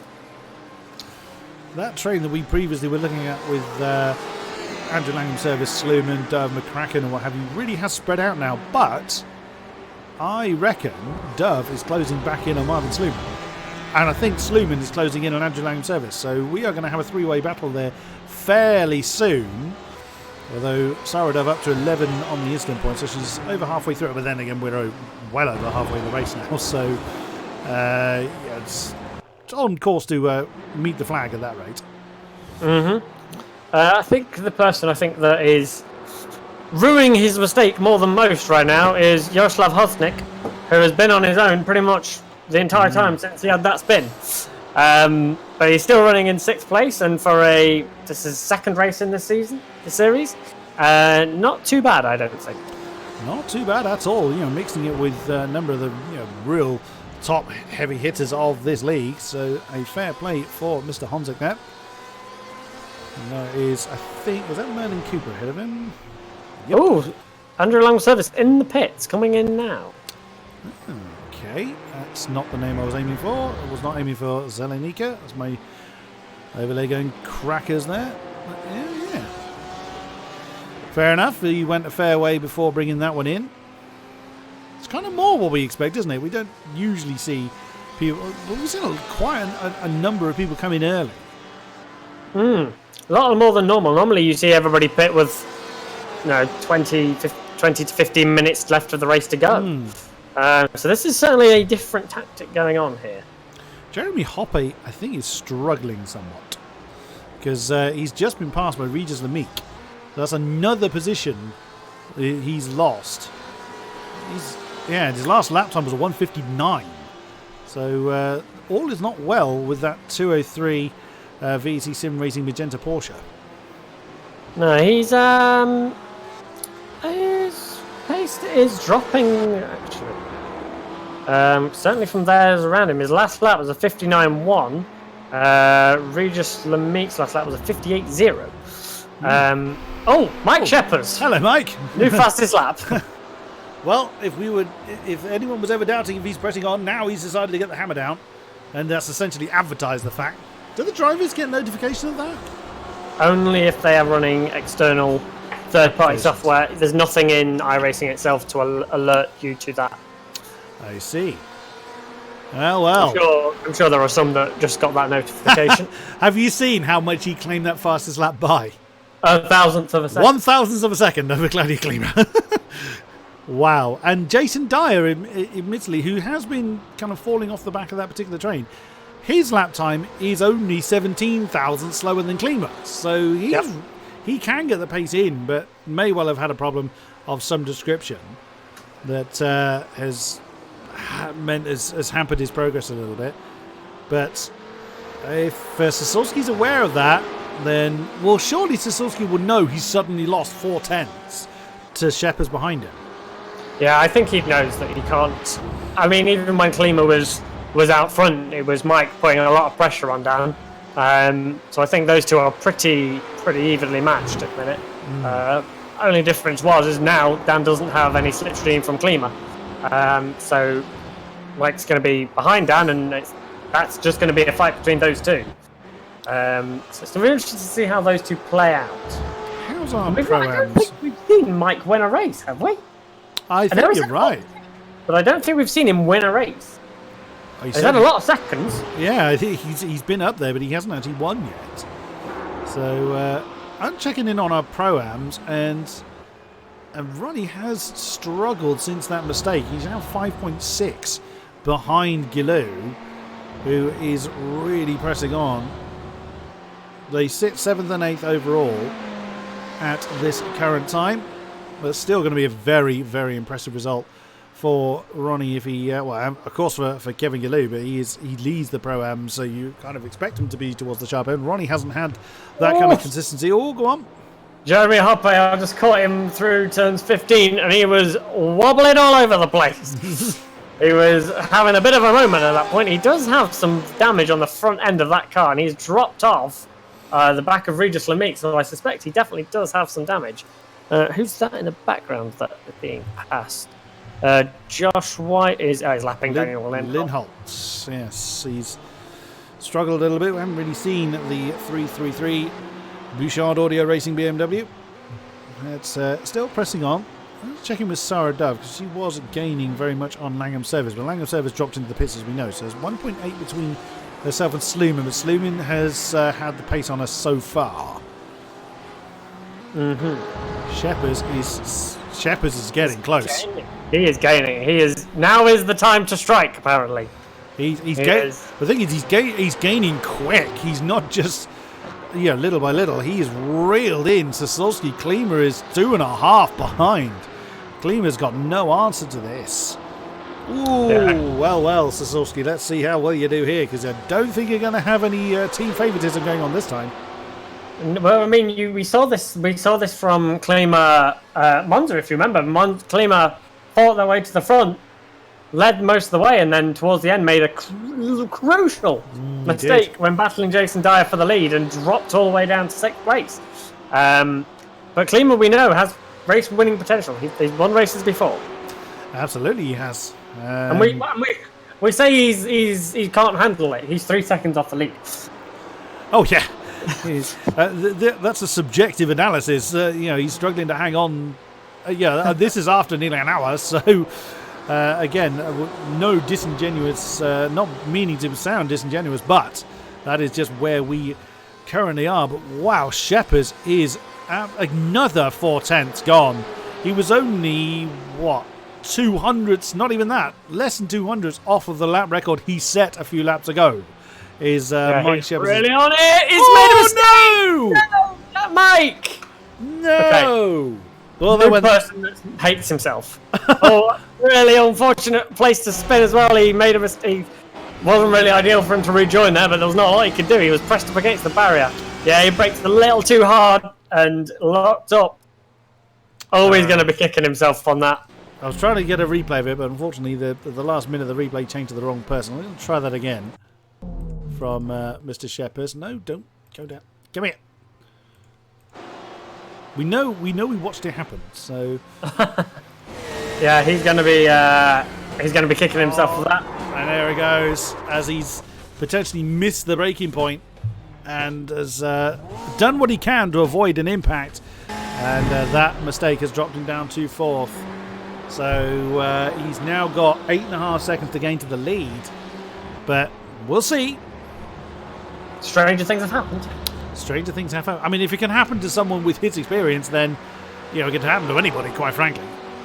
Yeah, he's still got a shot at a podium here. And I mean, if he puts in some amazing laps, he can still win this race. He's less than 10 seconds off the lead. It's still 25 minutes to go. The potential sort of 15 or so laps still to go. Yeah, he's still got time. This is not over. He's just made it a lot more harder. He didn't want the easy win. He was like, you know what, I'm going to make this purposely more difficult for myself and lose 20 seconds or something. Why not? I don't think that happened. Well, we will check back in with Mike in a bit. Let's have a look at somebody else. That's Carlos Vida, currently in 18th position. Jamie Smith up 19th. That's not a bad effort. He must be our AM leader then. He's our AM leader, yeah. Where's Reithmuller gone? Reithmuller pitted, so Reithmuller. Oh no, that's Evan Imre. Reithmuller is in 28th at the moment, so he's minding his own business. He's got, that is Evan Imre, I believe, already ahead. Yes, it is. So Jamie Smith up there in 19th place, not bad. Only 2 incidents on the board as well. And it's quite easy to pick them up here, so that is not to be sniffed at all. Sylvia Moraine behind him still has 0, along with Victor Matios is on 0 points as well. That's the only 2 people in the entire grid that with 0. That, they do get bonus points for that. There I was is about to say bonus points for 0 incidents. I think you get 3 points for 0 incidents and 1 point for 1 incident. After that, no bonus. no bonus. So it's worth keeping it clean. Absolutely. It's they can make a difference. Where's Gibbons? Let's have a look at how our pro-ams are doing. He's not been able to kind of get back into his rhythm, has he?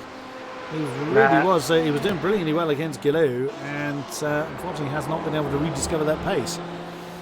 It's a bit of a shame, but he's still running very well there, second in class, with a decent number of incidents in hand. Sasulski and Klima are in at the same time, interestingly. Shepherd is not. Curious. Interesting. So Dyer now leads the way. Oh, that was not ideal for Klima at all. That your grid box in iRacing is set. You're farther up the pit lane depending on where you qualified, and because Dan qualified behind Klima and Dan came in first, Dan stopped his pit box. Klima then can't see where his pit box is. Oh no! So he was hesitant as to where he was coming out. But where are they? They're going to come out behind Ronnie Gibbons. So 7th and 8th. Yeah, he's got a lapped car just ahead of him. That's Alexander Godefroy. Very kindly let down through that.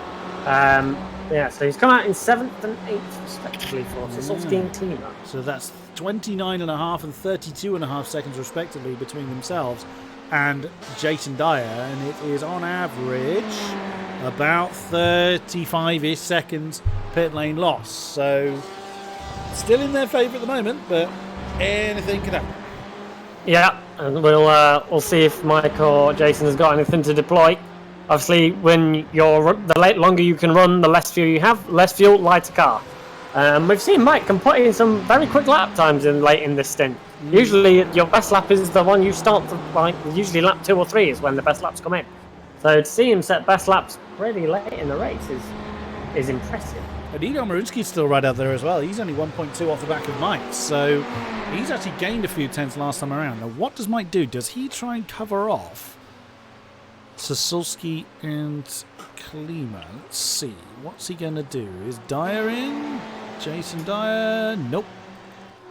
No, Mike Here he is. comes. Yeah. So he has decided to cover off former leaders. That's going to be interesting. I wonder if Klima's got anything in reserve now for Dan. Well, we will see. Where is Sasulski? There he is, coming around the final corner. Shepherds has come to a halt. Jaroslav Honzik is in as well.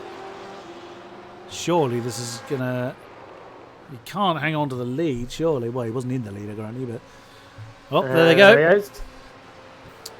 Long stop. Oh, it is a long stop, isn't it? It was quicker than Dan and Klima.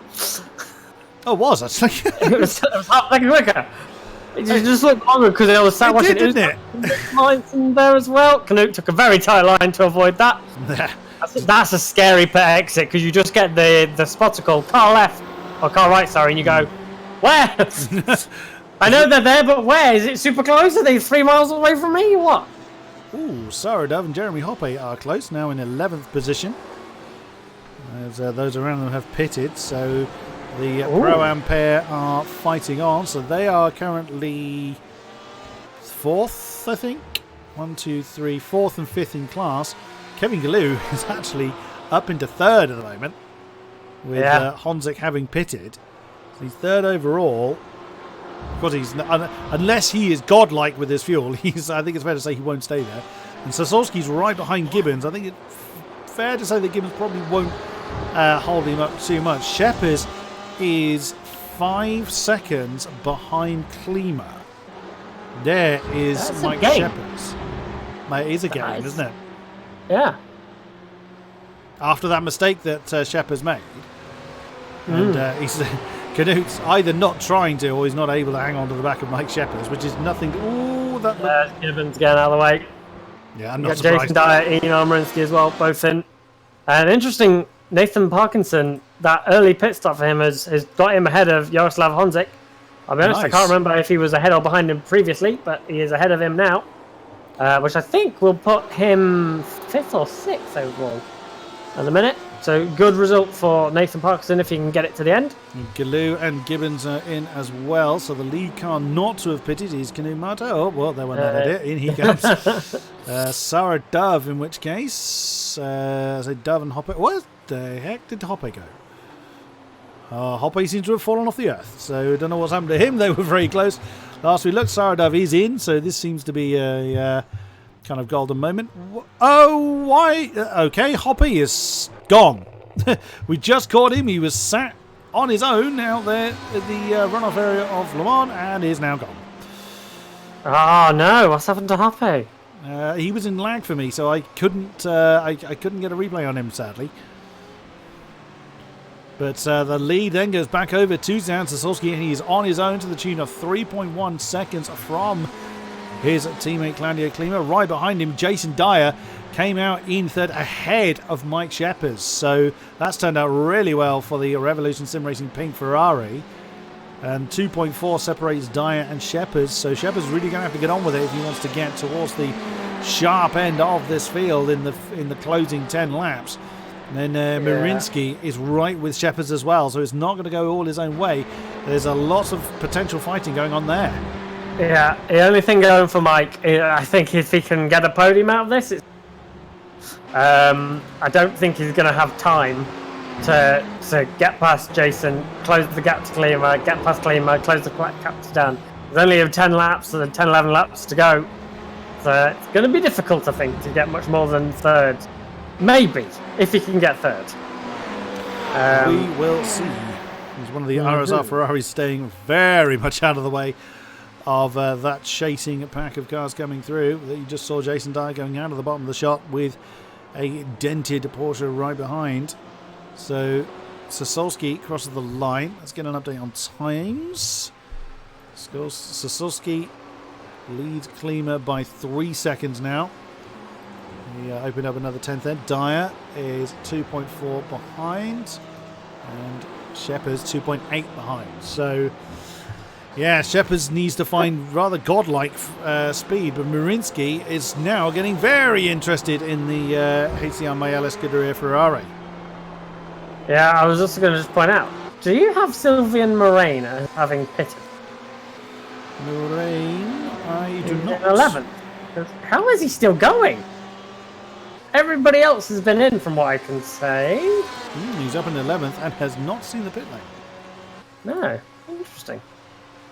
I wonder if we've got a zero stopper on the books here. Well, I mean, he started at the back of the field, and if he can eke it out for another 16 and a bit minutes, that is Canute right behind him. You would expect. I mean, like you said before, he's gonna have to fuel save like a complete lunatic. So. Surely that's going to allow Canute to breeze past him, but you never know. Oh! Wait! When did Marinsky get past Mike Sheppers? That must have only just happened. Mike's a couple of seconds back as well. What on earth has happened here? Oh, he made a mistake. He braked too late for turn 7 again. Oh, this time he crossed that little corner and had to get out of it because of a slowdown penalty. Oh, it's all unraveling from Mike Sheppers. That's been his Achilles heel, isn't it, turn 7? It's a difficult corner. It really is. It's one of those corners that you feel like you can brake later than you can. It's a difficult circuit.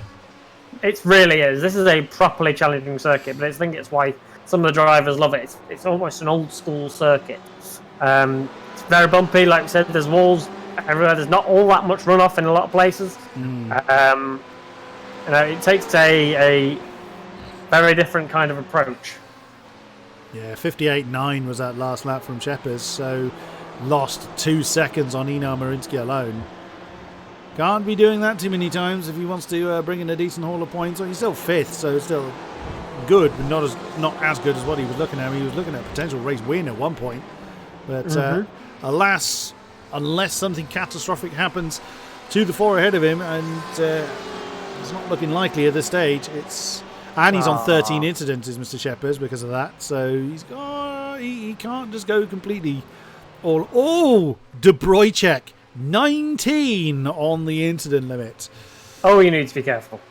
Yes. And to crush the dream, Sylvian Moraine did bring the car into the pit. Well, you left it a very long time, in fairness. So, He did wow, indeed. that was a quick stop then from Sylvie Moraine. Curious to see where he's going to reappear. Going to be behind Scott McCracken and Josh White, probably behind Raneluk. Might be ahead of Raneluk. Yeah, we've still got some battles on track going on. Scott McCracken battling Josh White. We've got Christy Brojcek, as previously mentioned, just behind Saradov. Both of them can't really afford a car contact, or they'll both be out. Oh, yeah, 16 on Saradov as well. So they've got to be careful. Oh, Brojcek pushing the track limits there. Do not want to do that too much. He'll be out very quickly if he does. Because it's not like they don't know. They are well aware of what their incident limit is, or they ought to be. Yeah, they know what their own is. They don't know what anyone else is on. And I don't think there is any software that tells them what anybody else is on either. Only us fancy spectators with admin rights. And then we give it away on stream. So, you know. But like we've said this before, if you can drive and listen to us, Godspeed. Yeah, but well done. Yeah, absolutely. And bearing in mind that when they hear us, it's good 10, 15 seconds after whatever it is we've just said has happened. So, yeah, it's live to us at the point that we say it, but at the point the stream broadcasts it, it's considerably later. So if we mention something about them, it happened a while ago. So that, yeah, if you want a real test of concentration, do that. Be my guest. So just to give a quick update, your Pro-Am battle, as you can see in your graphic, is marked by the green boxes, green lines around the end of the names. It's Kevin Gu first, Ronnie Gibbons second, Knut Martin third, and your AMs, I'm seeing. Here we go. Yes, no, Jamie Smith.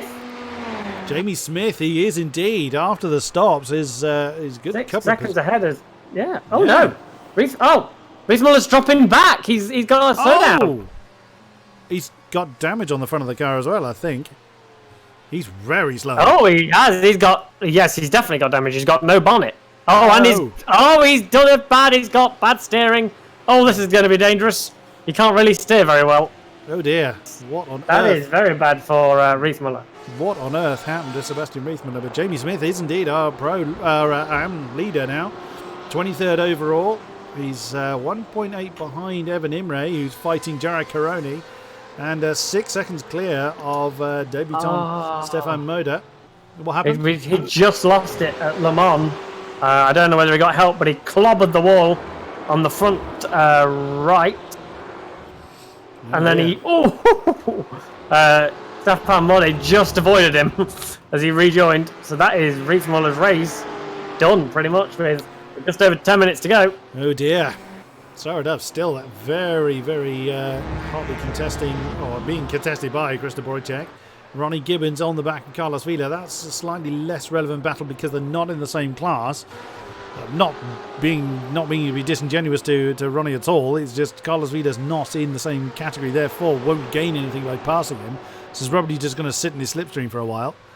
Whereas Saradov is defending against Krista Brojcek, both in the Pro-Am category. So that is for quick count 6th, I think.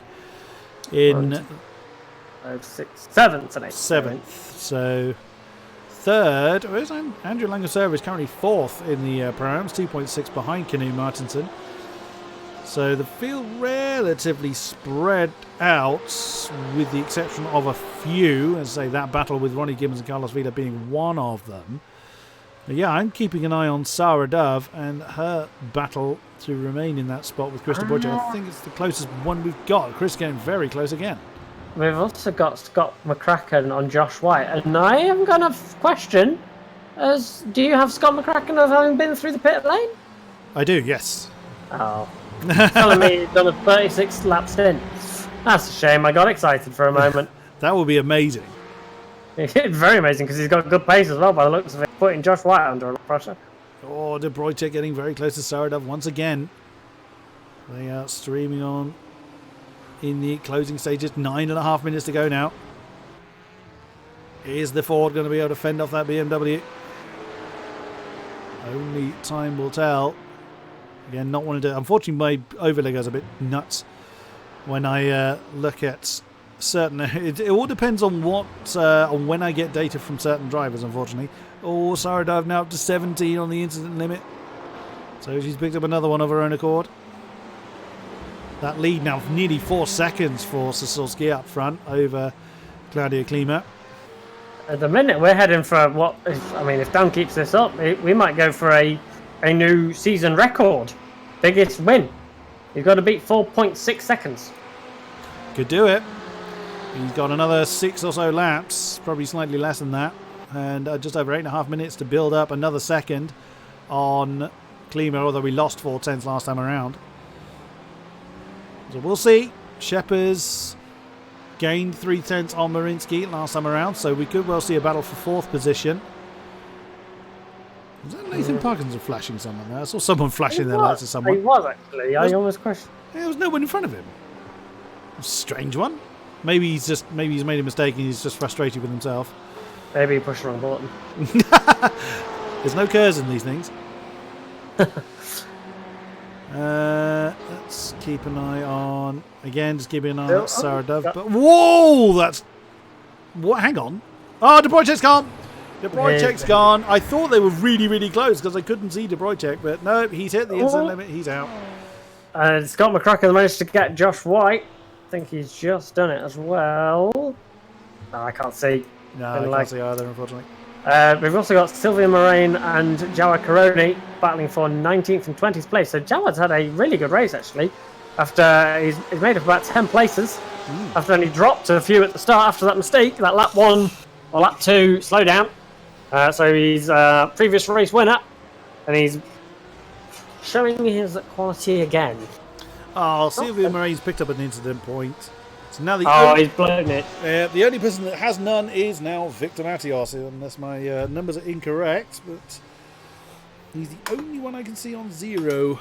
So I think you're right. It's matching what I can see. Marvellous. So well done to you, sir. Anyone else really close to it? I think. Marco Zelenika is on 17. We know Sarah Dove is on 17 as well. I don't think there's actually too many that are really up there.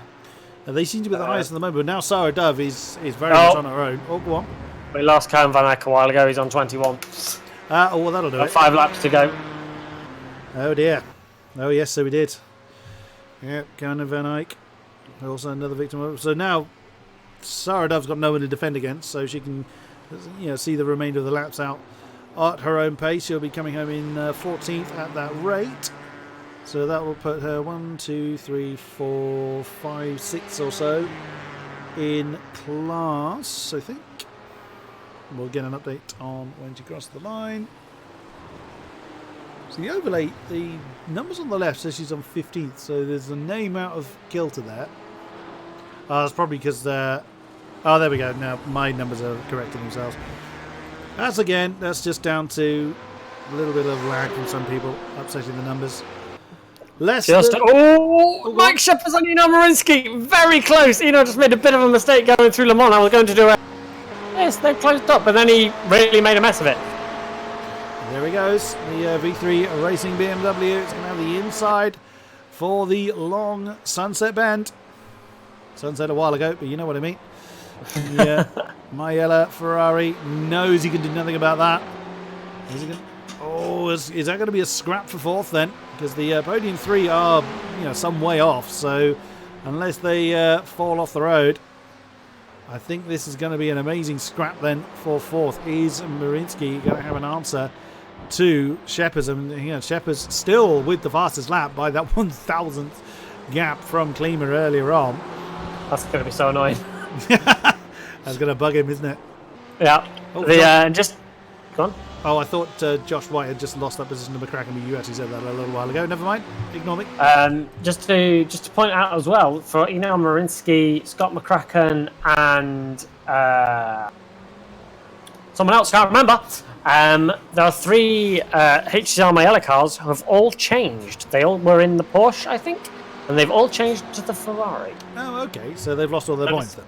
They've lost all their points, but this is Marinsky's first race in the Ferrari. Well, he's not doing a bad showing. Another one that's not doing a bad show for a new for a debut is Jürgen Kleber in 24th place. He's in a lap down, battling. He's got Merlin Cooper just behind him. We know how good Merlin Cooper is in the AM category. And he's a little ways behind Chris Yardley ahead of him.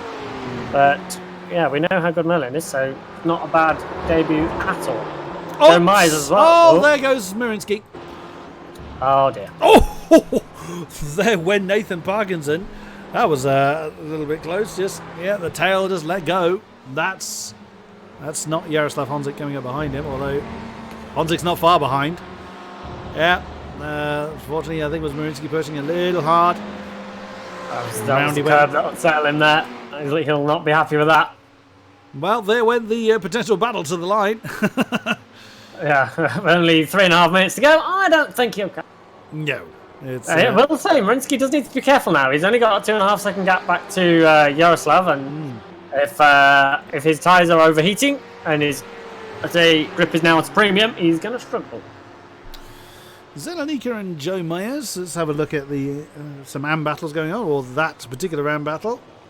That is for 23rd overall. I'm not sure where that stands as far as the actual AM category is concerned. We do have some battles still to be dealt with. Joao Karani's pulled away from Sylvia Moran and is now on the back of Rano Luke. Andrew Langham's service has really closed up to Knut Martinsen. So those are ones which you need to keep an eye on as well in these closing stages of the race. Klima has gained some time on Sasolski somewhere, but not enough. He's down to around about bouncing around 2.6 to 2.8 seconds. Oh, go on. Karani and Rano Luke round the side by side through the final corner. Oh! Oh dear, Jared's not happy about that. Oh dear, oh dear. He's very unhappy about that indeed. Yeah, Rano's doesn't really want to let that one go. No, he's not obliged to. He isn't. And there's Jared Karoni again. There he goes. Wow. Karoni was, I think it's fair to say, a little frustrated with that particular situation, but Rano Luke didn't do anything wrong. Now, I'm talking to the other battle. We've got Knut Martinsen and Andrew Langham's service side by side through turn 7. Is that turn 7? Oh, sorry, no, now you're confusing me. No, turn 13. You're coming up to now, through tower. Well, that is for class position. That is for us, for the class podium. That's the last spot on the class podium, isn't it? So, 11th overall, 3rd in the Pro-Ams. And Andrew Langham service is right in striking distance of that AOR yellow Ferrari, trying to get an alternate line through that last turn. Ooh, it's going to put service off. I think he didn't get a good run on that final bend, as they're going to come around to start the penultimate lap, unless he makes a hell of a dive. And oh dear, that's a very slow Porsche there. I think that's just someone wanting to get out of the way more than having trouble. And again, Andrew Langham's ever saw an opportunity but didn't. Chose not to kind of commit to it, possibly a little bit too far back. So now we are on the penultimate lap. And I will say this may suddenly become the last lap. It is, isn't it? Because we've got 30 seconds of the timer to go. 30 seconds now. Where is... Sasolski's not going to beat the flag. So this is the final lap then. Maybe this is a timed race, not a lap count. So, wow, Klima has actually slashed that lead in half. So Klima probably wanted another lap on the board at that rate. But we'll see, unless Sasolski has a problem. It's not likely that Klima is going to close in on him. Here they come then through Le Mans for the final time. Down the Allman Straight. So Klima did well to close that gap back down. I would assume that Sasolski's made a mistake somewhere. But nevertheless, he's just backed off. He's wanted a close finish with Klima. But Sasolski, your winner here in Sebring. Is Sasolski going to let Klima have it? No, they're going to be side by side. Sasolski, you planned that. By 65 thousandths of a second, your winner here in Sebring is Dan Sasolski over Claudio Klima. Jason Dyer is going to take the 3rd position spot in the RSR pink Ferrari. Mike Sheppers comes across the line in 4th. What might have been for him. Nathan Parkinson 5. Einar Marinsky is going to cross the line in 6th. There is Honzik 7. Winner of the Pro-Ams is going to be Kevin Gillou once again.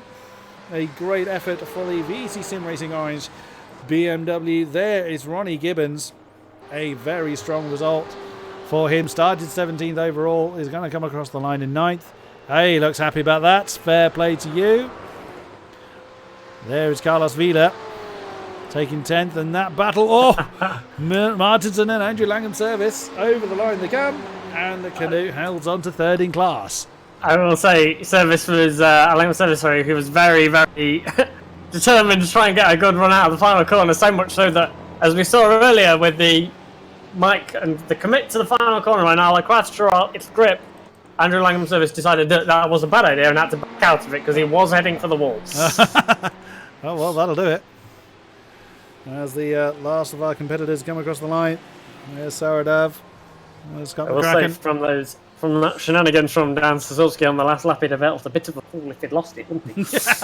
Just a little. There's Karoni. He's across the line. Evan Imre. He is done. In 21st position, I think. And numbers are going a bit nuts. Josh White. Jamie Smith. Jamie Smith, our AM winner. That's a great effort. Starting 31st, finishing 22nd overall. What an effort there for Jamie Smith. And that was done through, that was his racing that did that as opposed to him being gifted it. Fair play to you. And I think that is that everybody across the line? Yep, I think so. Right, so the results then.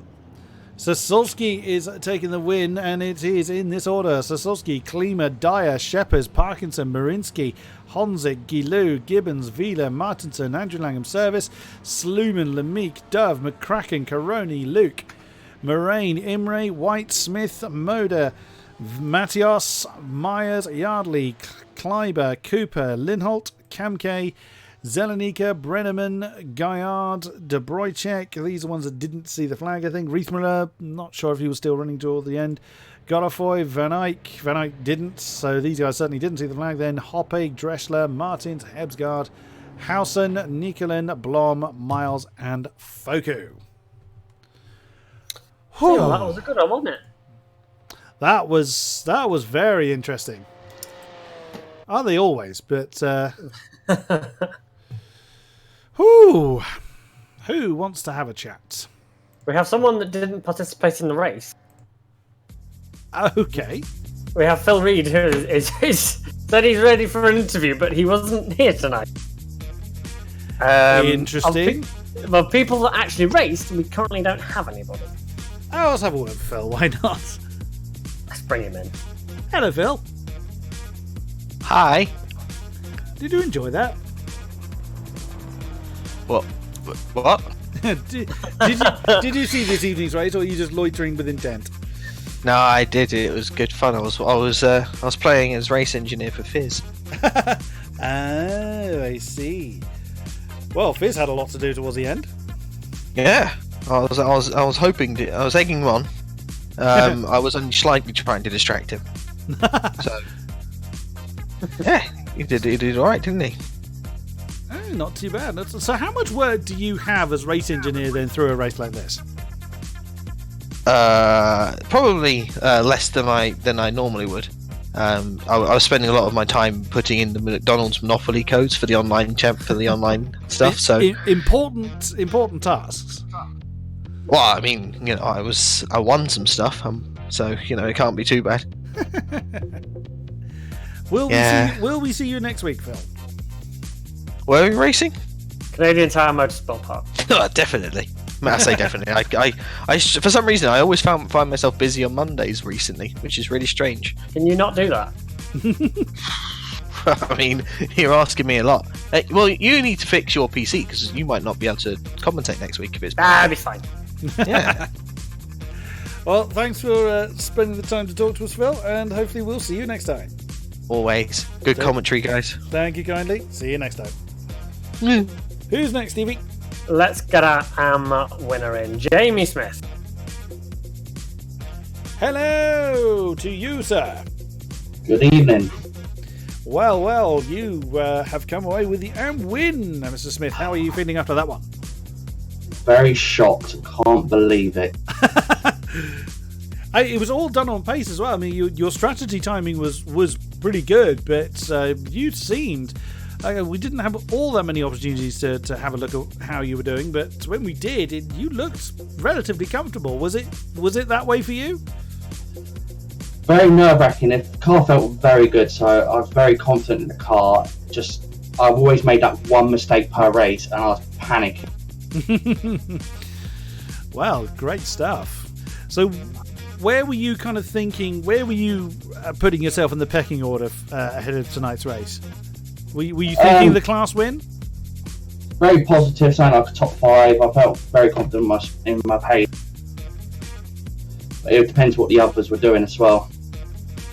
Yeah, absolutely. Well done on the class win. We look forward to seeing you in here again. Thank you. Who's next? Let's get Stefan Kamke in. Our Acme Racing Coyote. Hello, Stefan. Well, I was sort of hoping you don't pick me. Will you put yourself in the ready to interview box, sir? I always come there. How were you doing after that one? That one didn't quite go your way, I think it's fair to say. I somehow still got P30 overall, and I have no idea how. I was off pace and was basically just fighting the car that was just twitchy all over the place, so I didn't even pick any fights. I just tried not to die. Yeah, but that very often is a very viable strategy. Yeah, I think it gave me 16 positions. Happy days, happy days. So, were you not confident heading into the race, or was it just one of these, gremlin in the setup that hit you when you got here?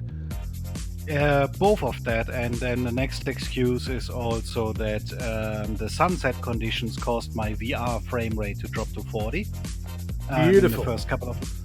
So all of that, but yeah, I basically, real life got in the way of practice, and I didn't have much. So I expected being in the back and just try to bring it home, and then I picked a little bit more lively setup because it felt faster, and then, yeah. Regrets? None. Excellent. So you were basically living up to the Coyote help sign on the back of your car. Oh yeah, I definitely did. Excellent. Well, thanks for coming to talk to us, Stefan. We look forward to seeing you again. Cheers. One more, Mr. Stevie. One more. Let's get debutant in Joe Myers. Hello, Mr. Myers. Morning, everyone.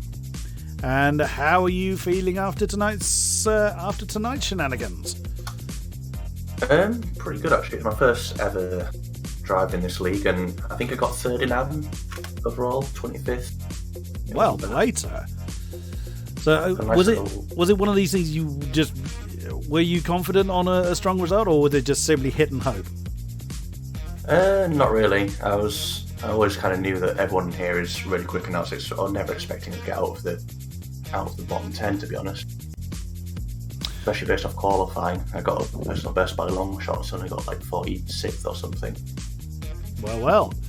A bit more belief in yourself then, it would seem.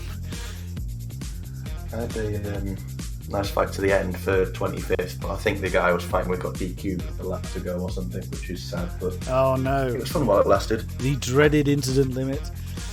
I do have a question for you, Joe. How, as you raced in both this league, how does it compare having now raced in a 50 car grid essentially of GTEs? It's a lot more intense for sure. I thought I'd enjoy it a lot more than endurance, just because there's more cars, more stuff happening. But then when it actually happened, I felt like I was never really around more than 3-4 at a time anyway, which is the same as endurance. So. Fair play. Well, great effort, well done, and we look forward to seeing you again. Look forward to coming back as well. Awesome stuff. Thank you very much. Cheers. Alright, I think that's enough for this evening. Thank you very much to those that have been with us throughout the stream. A great pleasure to have you with us. Thank you very much, Stevie, for joining me in the commentary box. It's always a pleasure to have you with me, sir. Yes, it's always good fun to sit and talk of these races with you, KK. It's a good way to spend my Monday evening. A nice way to round off a bank holiday weekend. Next Friday, we have the Formula 3s for round 7 at my local racetrack, Donington Park Racing Circuit. I am looking forward to watching that broadcast, but I will not be on that broadcast. Instead, you've got the lovely voice that is King-Kodiak and the wonderful man that is Simon.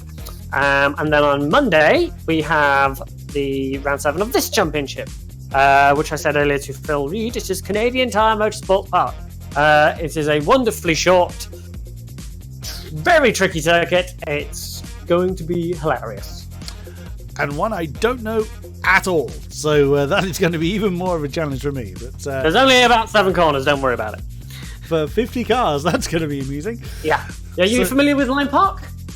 Am I familiar with? Lime Park. By name only. Lime Rock Park. Oh, it's wonderful. Look forward to it. You're in for a treat next week. Awesome. Look forward to it then. So there's plenty of racing action going on between then and now. So do check back with us for more AOR action. Thank you very much and good night.